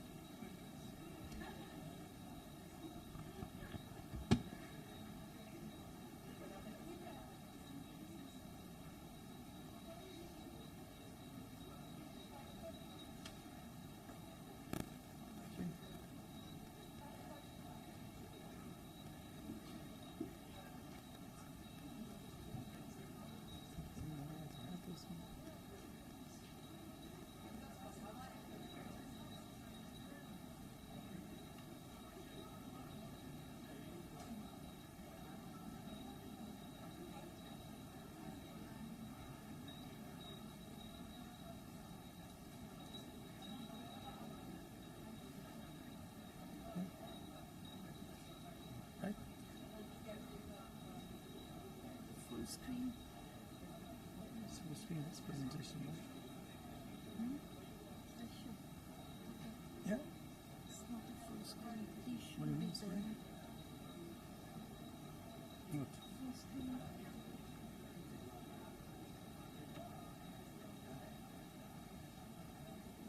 This is how it's coming out.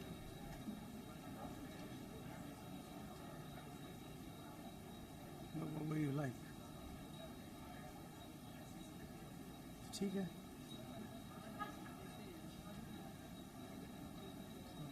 Just started to share. Way PowerPoint. And it's coming like that. Okay? Go ahead. Okay, that's sorted. So I'm going to ask, I'll ask, microphone please. I'll ask Smita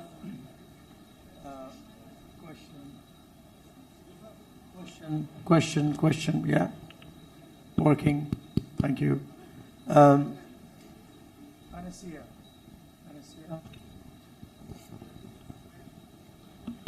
Panacea. Cure for everything. East or west? East or west? You can use this. East or west?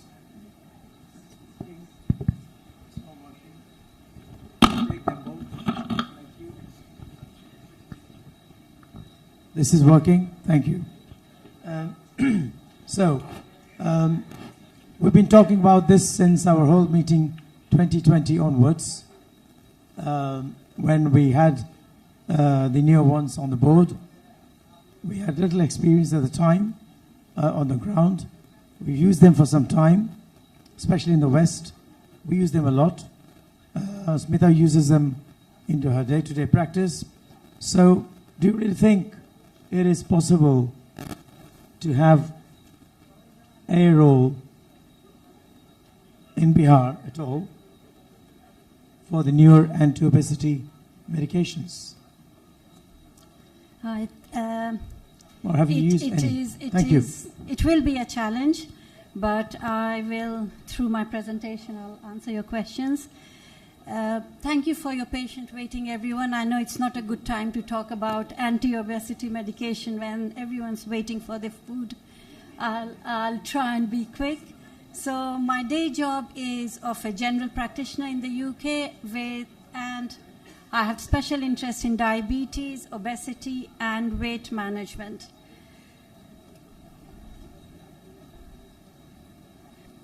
So what Ashish said is it a panacea in the East and the West? I would say yes.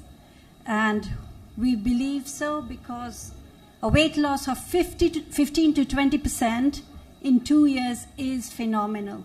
And this was published in this paper on the 15th of July, 2023.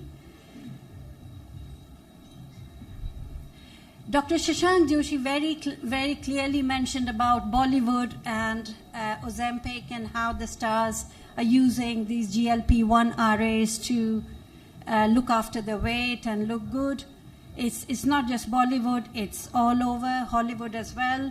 So Ozempic is being billed as a weight loss pill across the world. So everyone is buying it, though we know Ozempic is not licensed for weight loss on its own. It is for type 2 diabetics with obesity.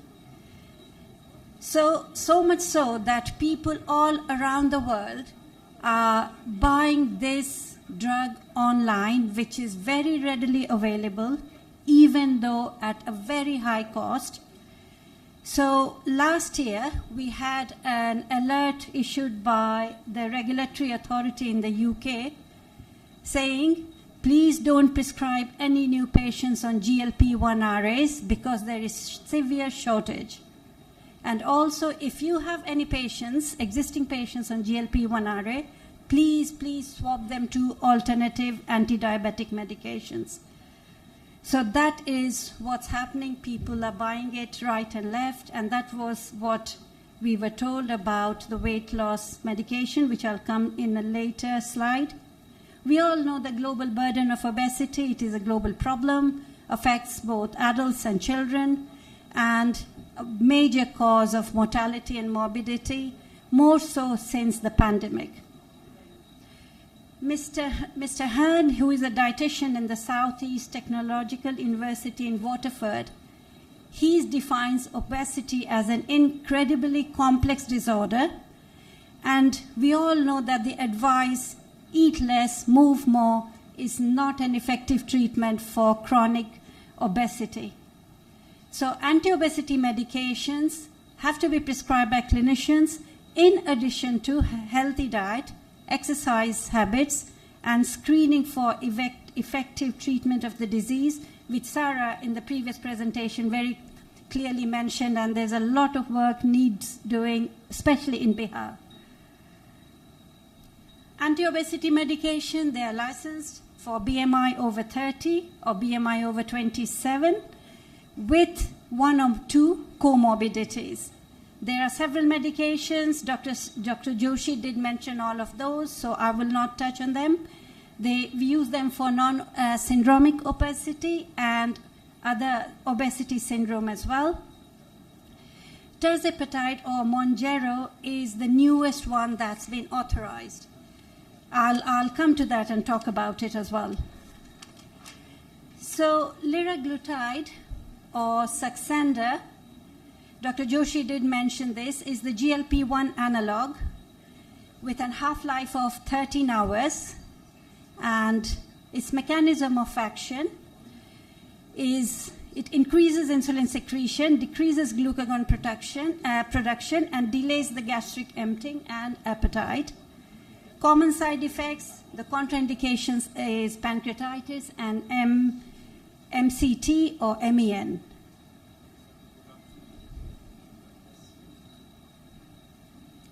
Semaglutide, the other anti-obesity medication, comes the injectable form, which is marketed as Wegovy, is the only one which is licensed for obesity. The oral semaglutide, Rybelsus, which is available in India, is not licensed for obesity on its own, but people with diabetes and obesity.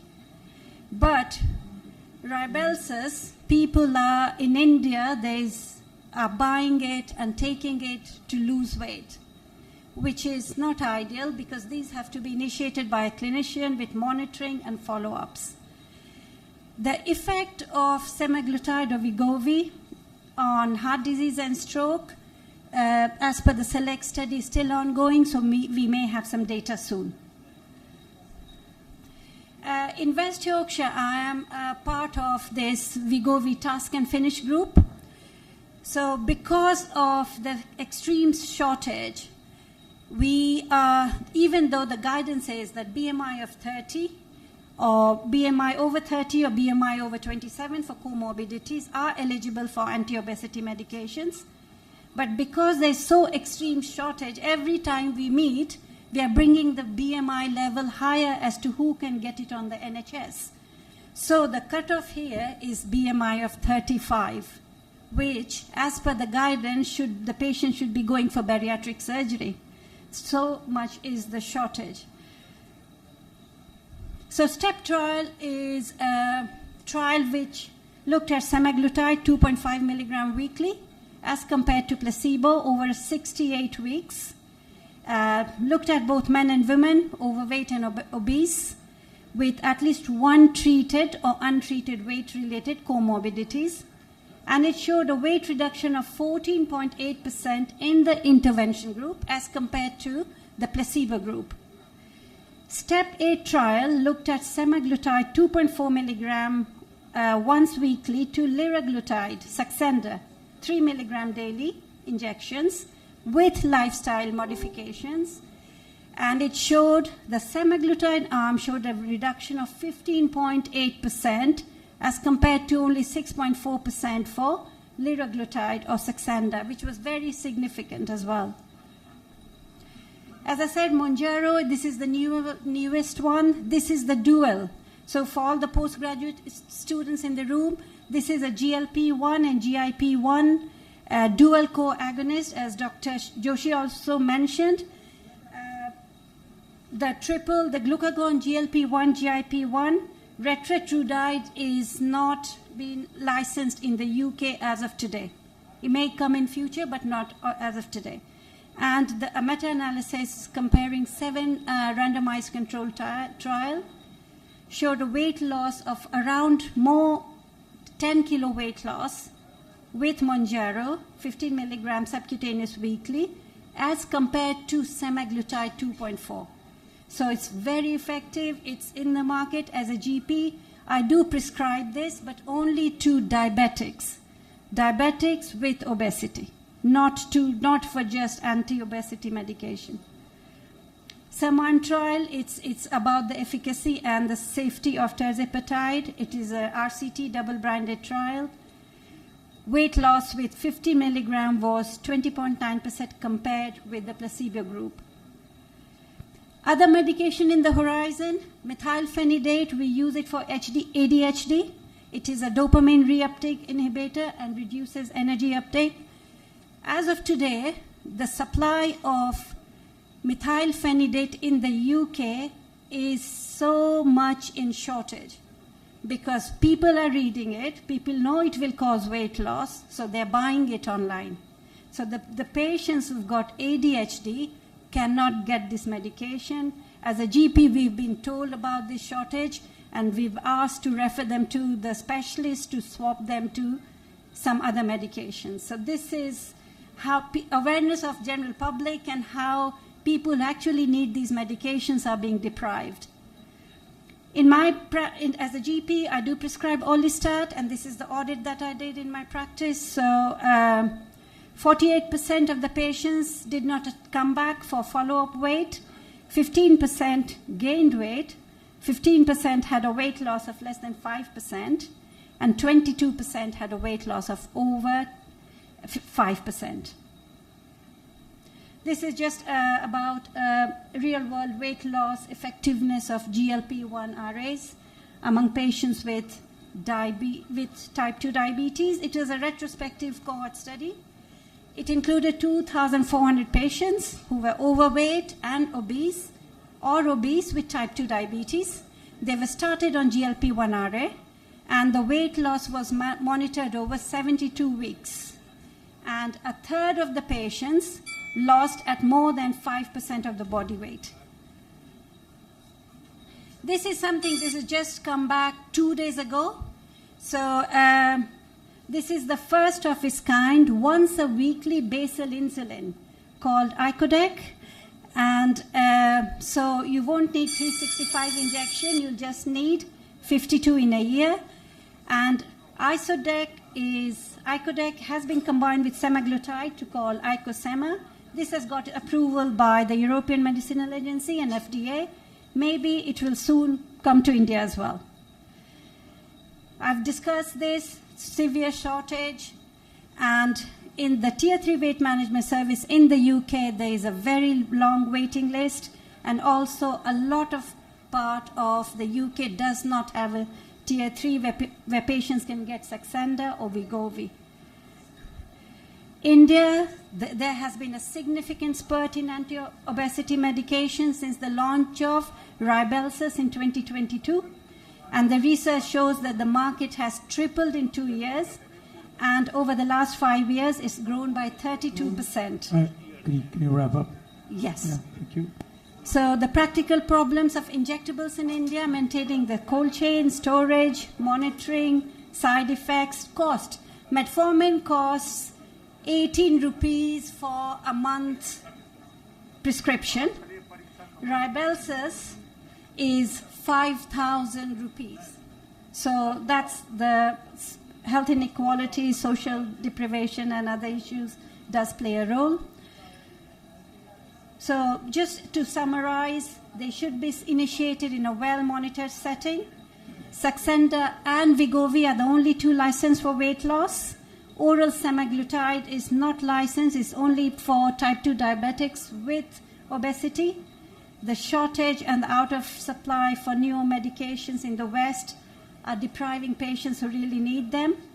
And the very high cost of new anti-obesity medication in India creates health inequalities due to socioeconomic status and affordability.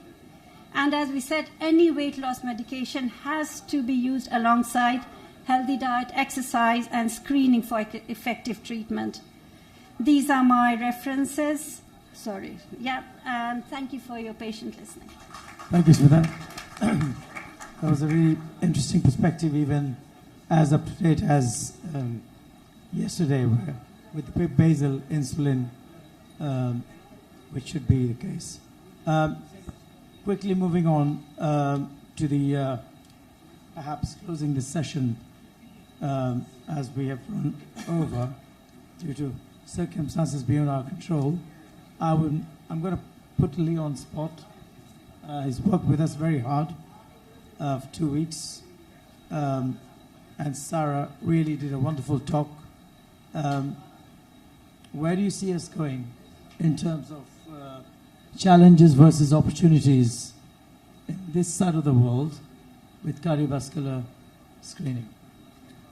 Firstly, thank you all for listening and coming today. On behalf of RAG, thank you for inviting the students. Overall, I think screening programs are effective and overall help improve quality of life. They have the potential to save lives. For example, through screening for atrial fibrillation, we can prevent strokes and treat them before complications occur.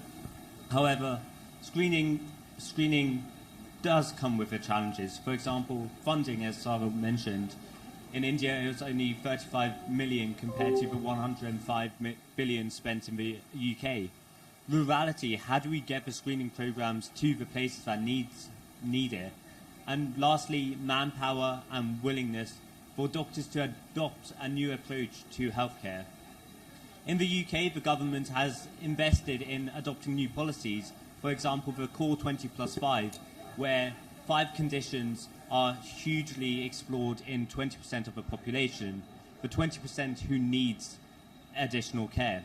In Northwest London, I helped lead the hypertension case-finding clinic, where we go out into the community and really try and find those cases who wouldn't engage with a healthcare service.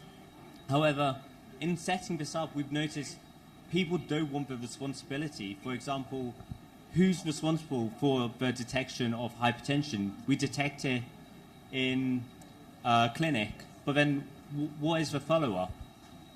So where do I think we can improve, having come to Bihar? There's scope for digitalization. For example, in the UK clinics, we use machines called Garcia and Echo. These are clinics where you can find AF simply through using your fingers, or laying a machine on your chest can pick up heart failure. It's believed to save around £5,000. Moreover, coming here, how can we follow up patients? How can we build on the infrastructure? For example, in the UK now, there's a huge push to digitalization of electronic health records to prevent people being lost in the system and long-term know what's happening with their health. From the reflections I'll take back to the UK is, in India, in Bihar, you guys do an excellent job in building trust. The population really trusts doctors here to help them and support them in their health. So that's something I will take back. I think that's a very comprehensive answer. Thank you.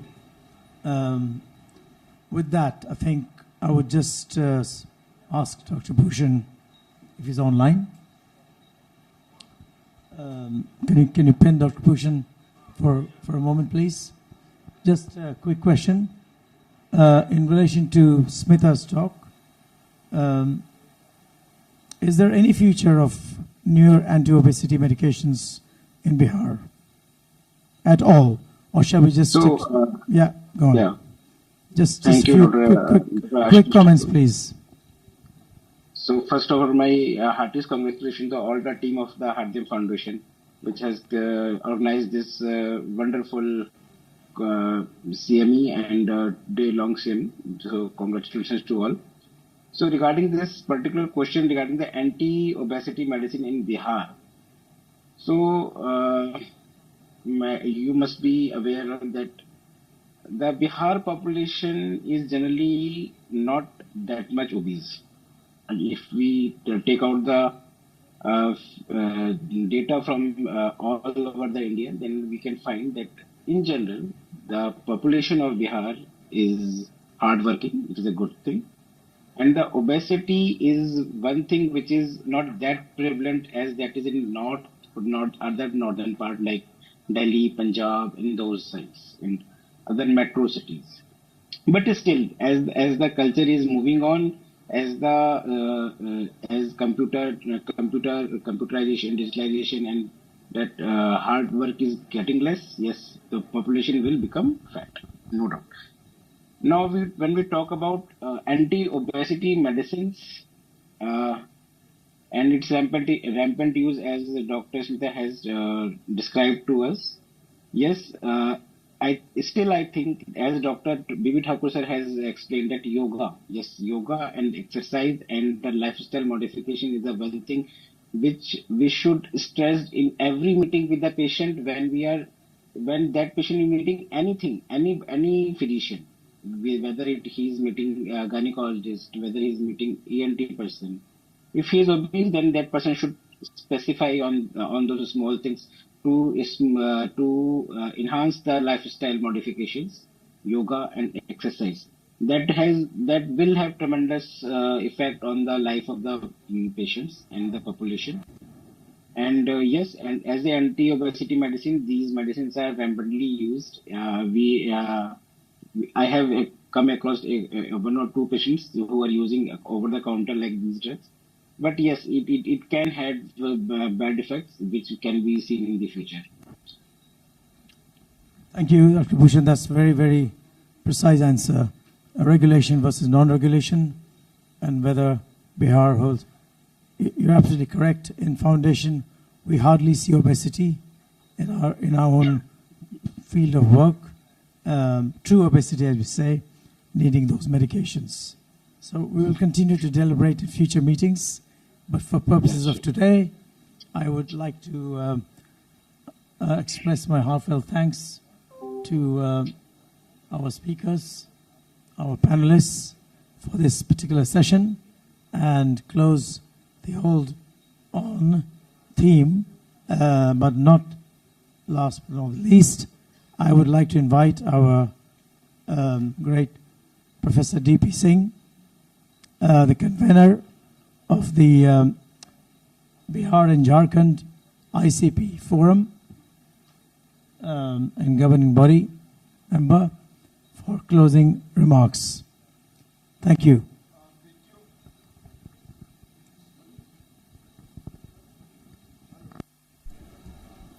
Hello, yeah.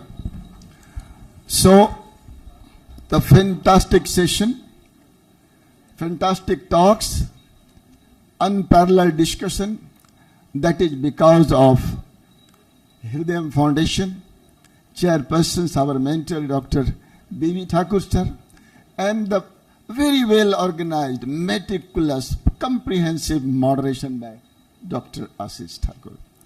And the new feature was the young boys and girls coming from UK doing wonderful deliberation, and everybody is praising for that, everybody has appreciation for that, and this is the new thing, and that we are going to follow, because as a convener of API-ICP Forum Bihar Jharkhand, in the next every month we are doing this panel discussion, boys, these medicos involved in this discussion, and there are the master teachers are there having the discussion on the different topics. Every month we shall follow this.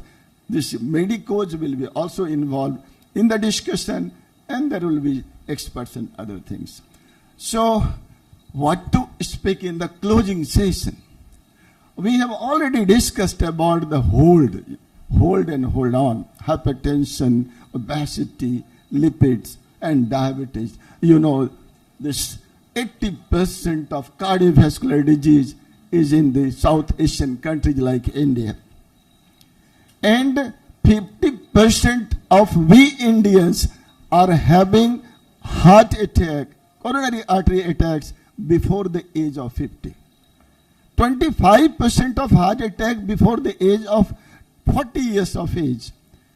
And we younger people are developing these coronary attacks. Younger, this maybe 30 years of age. One patient, 18 years of age. 25 years of age coming in my clinic. I think many patients are coming. So why is this? Because of increased metabolic syndrome, because of more of holds, because more of this, what we said, modifiable risk factors. And these four things we have discussed just now. So can it be reversed like that? How to prevent this? How to treat this? How to reduce these increasing metabolic risk factors so that we can contain this growing epidemic of this coronary artery attacks in India? So we have to beat a dhol. We have to beat a dhol and we have to dance with the tune of Bhangra. What is this dhol? Dhol is diabetes. H is hypertension. O is obesity. L is lipids. So we have to be happy. We have to be in the dancing mode. And the Punjabi dance Bhangra is the answer. And what is this Bhangra? B is behavioral changes. You have to have the behavioral changes if you want to reduce this metabolic risk, whether it is diabetes, whether it is hypertension, whether it is lipids, whether it is, fourth one is this hypertension, diabetes and obesity. So all these you need the behavioral changes. What Shashank Joshi tell? Eat less, eat slowly, eat on time, walk more. So all these behavioral changes you have to do. Then H is happiness. That is very much lacking. We are bit depressed.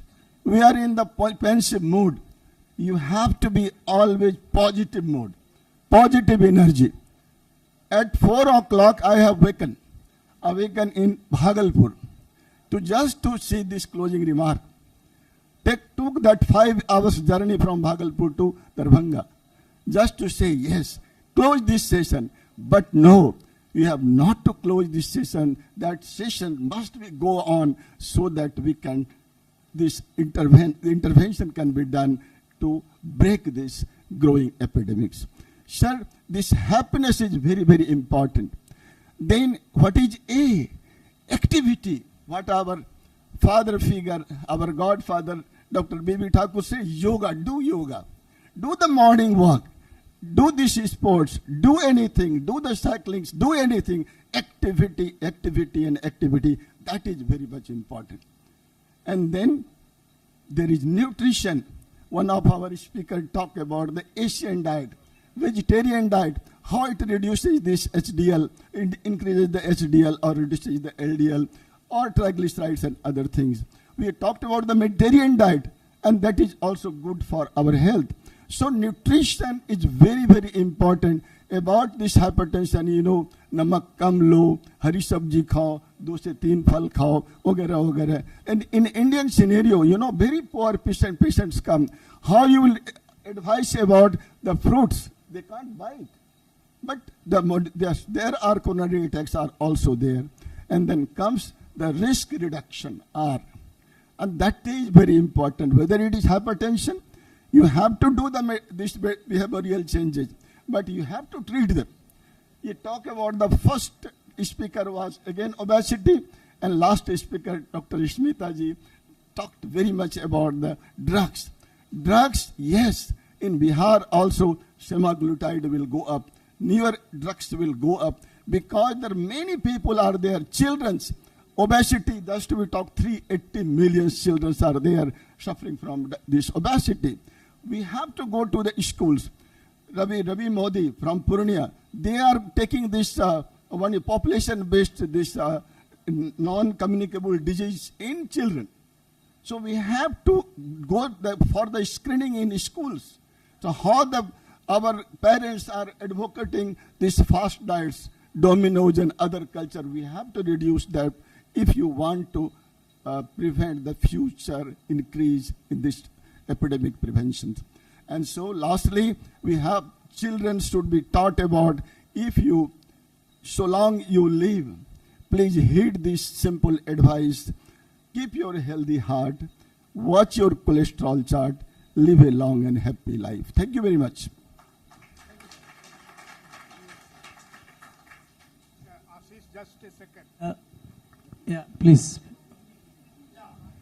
Microphone, please.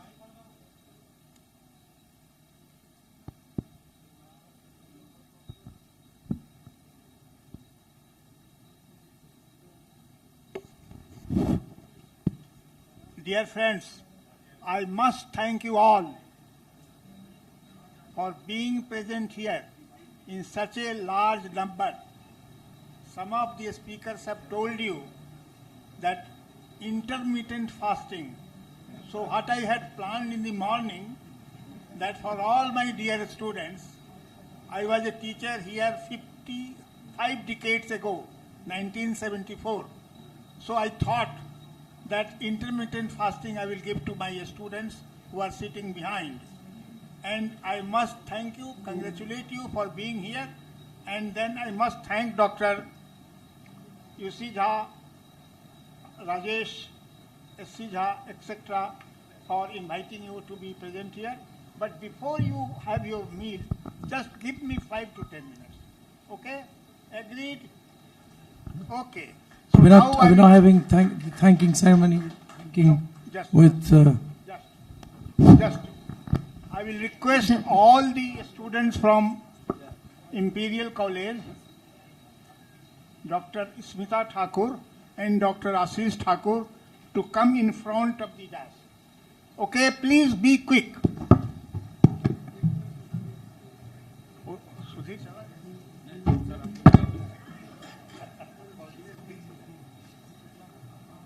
Please come. Okay, fine. Then you will be welcome there only. It is not necessary that all girls together and all boys together. No. Please come, Ashish. It is a wonderful occasion. You are their leader here. You are their leader. Please come in between them. The master of ceremony is always should be there. अरे दे ना यार तू दोनों जने जाओ ना पहले जाओ ना यार फास्ट डू इट फास्ट यार do it fast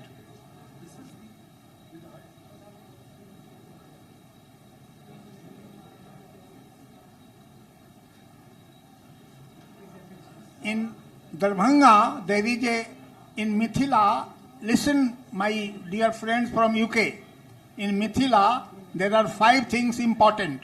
Pag, which you are getting, then parag, then pan, betel, then march means fish. So this is the, and then makhan. Oh, we didn't realize, otherwise these students could have got makhan also.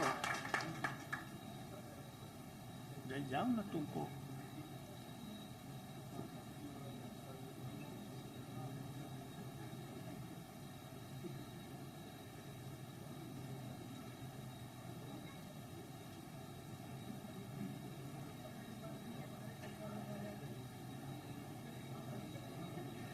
Park for only boys. अरे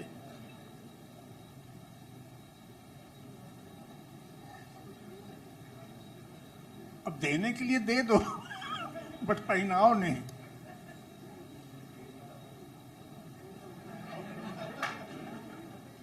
Good, great.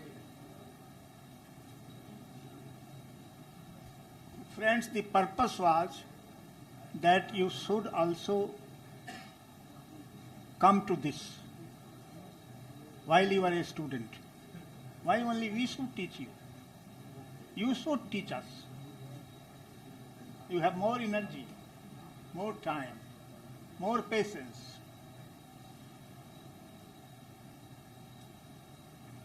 Boss, आप रुक जाइए.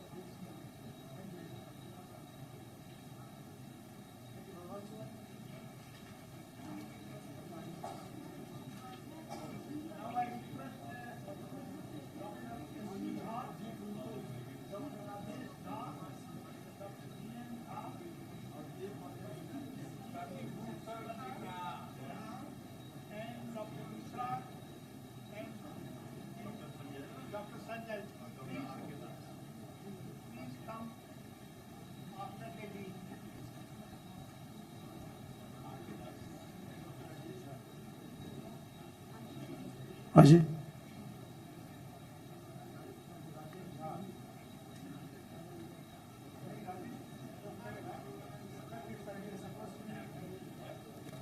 You are supposed to be giving the vote of thanks. So, can we close it? It's getting a bit late now. So, 2 minutes only. Let them go and eat.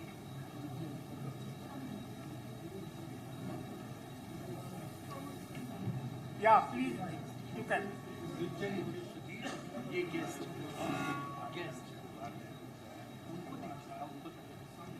आप लोग भी चले जाओ। Just wait for few seconds. Let them go यार, teacher होगा ना।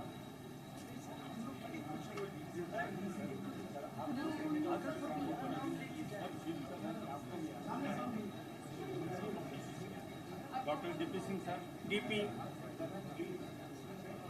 उनको तो सेक्रेटरी डीपी सिंह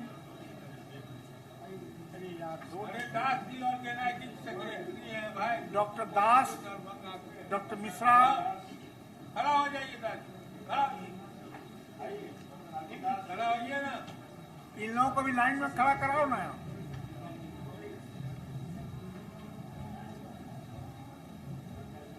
ओझा जी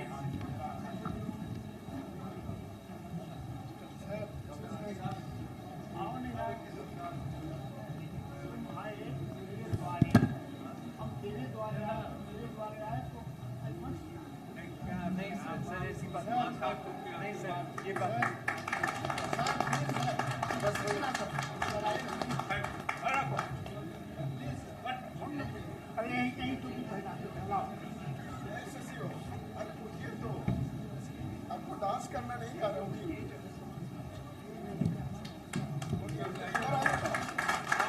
हम अपने पहल लेते हैं आप सब बना दीजिए आप अपने पहल लेते हैं दूसरे को पहनाओ आप अपने पहल लेते हैं हम लोग सर एकेडमिक आप सर अपने हाथ से पहनेंगे हो गया पहन लिए हमको उठने नहीं दे रहा सर बैठिए भैया हम पहन लिए इतना भारी देह लेके चाप रहा है आपका कहाँ कौन चीज अरे इसका कहाँ नहीं राजेश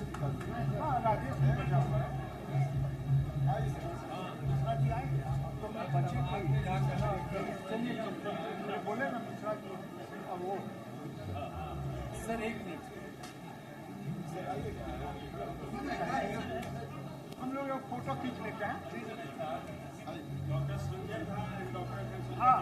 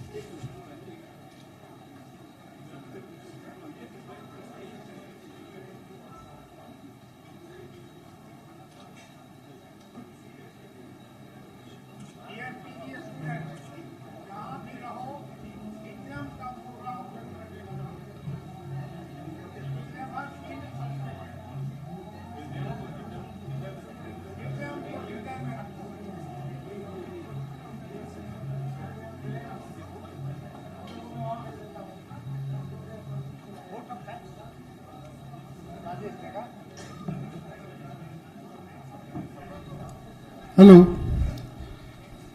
नमस्कार सभी को। एक अंतिम कार्यक्रम रह गया था वोट ऑफ थैंक्स का।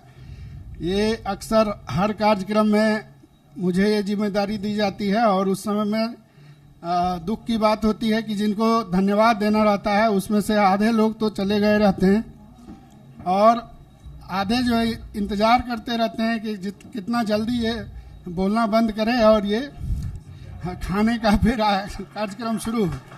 तो मैं बहुत शॉर्टली 2 मिनट में केवल ये करूंगा कि मैं एक आग्रह करूंगा हृदयम फाउंडेशन से कि जैसा कि गवर्नमेंट ऑफ इंडिया का भी ये इनिशिएटिव लिया गया है कि ये मेडिकल नॉलेज, मेडिकल एजुकेशन केवल इंग्लिश में ही नहीं होना चाहिए, ये हिंदी में भी होना चाहिए। और ये हमारा एक सौभाग्य है कि ये बिहार राज्य हमारा दूसरा राज्य ऐसा होने वाला है जहां हिंदी में पढ़ाई होगी मध्य प्रदेश के बाद। तो इस ओर मैं आदरणीय आशीष सर और बीवी ठाकुर सर से आग्रह करूंगा कि इस तरह के कार्यक्रम कुछ हिंदी में भी हों, क्योंकि इतने आउटरीच एरिया में इस तरह का कार्यक्रम यदि लोकल लैंग्वेज में होता है तो और भी ज़्यादा इन्फॉर्मेशन लोगों तक पहुंचेगा। दूसरी बात, धन्यवाद ज्ञापन में सबसे पहले जो imperial college of medicine London से जो हमारे छात्र आए हैं उन्होंने एक एग्जाम्पल सेट किया है और ये 2-3 घंटे हम लोगों को लग रहा था कि हम लोग वर्चुअली इंग्लैंड में हैं न कि दरभंगा में। तो इसी के लिए मैंने सोचा कि 2 मिनट आपको फिर से वापस दरभंगा ले जाते हैं।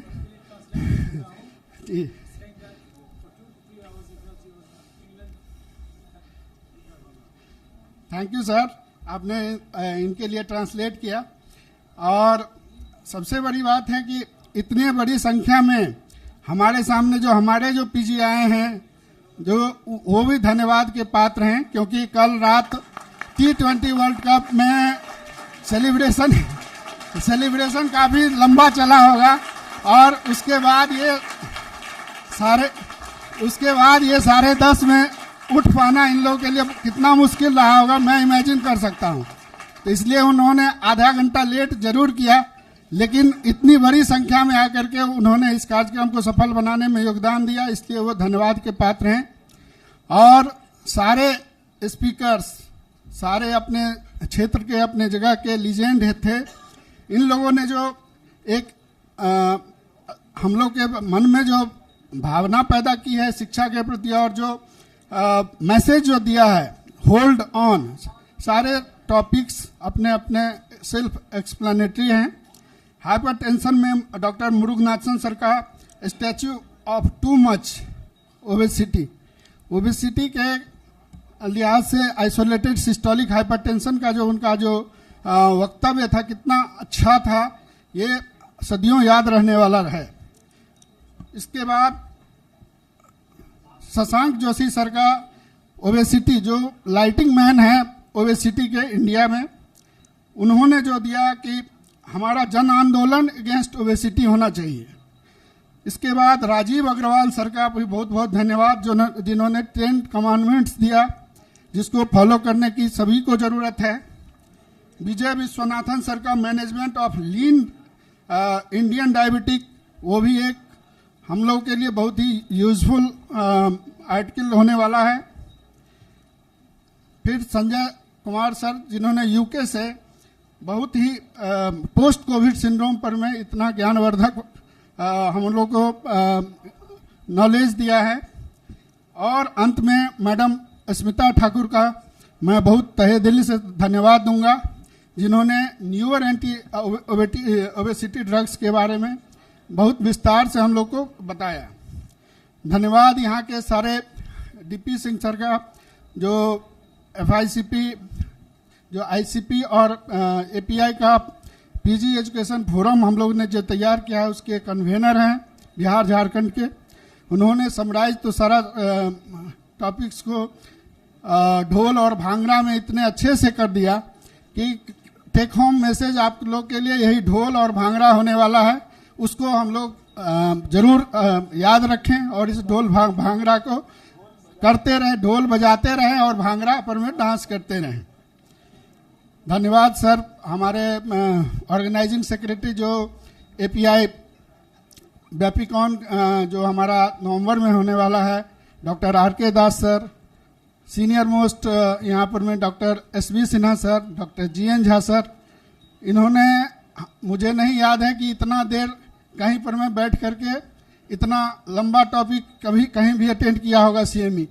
तो इसके लिए और इस उम्र में इतना देर बैठ पाना किसी के लिए बहुत भारी दिक्कत हो सकती है। इसके लिए सर का बहुत बहुत धन्यवाद। और अंत में डॉक्टर संजय झा सर और डॉक्टर हरिशंकर मिश्रा सर, जिनके फील्ड से रिलेटेड ये टॉपिक्स नहीं था, फिर भी सर ने इतने ध्यानपूर्वक इतना समय तक इस चीज़ को झेला है, इसके लिए मैं सर का धन्यवाद देता हूँ। तो और अंत में जो हम लोग का असल मोटो होता है, सर्वे भवन्तु सुखिनः, सर्वे सन्तु निरामया, सर्वे भद्राणि पश्यन्तु, माँ कश्चित् दुख भाग भवेत्, ये हम लोग का एक जो मोटो है, डॉक्टर बनने से पहले, डॉक्टर बनने के बाद और आगे भी होना चाहिए। इस मोटो के साथ आप लोग को बहुत बहुत धन्यवाद दूंगा। जिनका नाम गलती से नहीं ले पाया वो हमें माफ़ करेंगे। और सबका धन्यवाद। थोड़ा अब खाना का प्रक्रिया हो गया है शुरू। पहले हम लोग जो हमारे अतिथि हैं, अतिथि देवो भव, सबसे पहले उन लोगों को खाने के लिए ये करेंगे, उसके बाद हमारे सीनियर मेंबर्स हैं और तब हमारे PG छात्र खाने के लिए जाएंगे। धन्यवाद।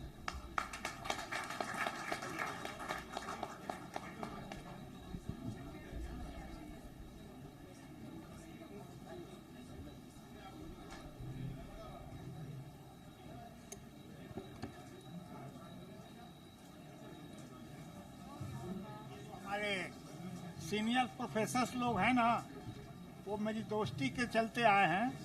उसमें बहुत से लोग का हम एग्जामिनर भी थे, डॉक्टर GN झा जी, जो अभी हम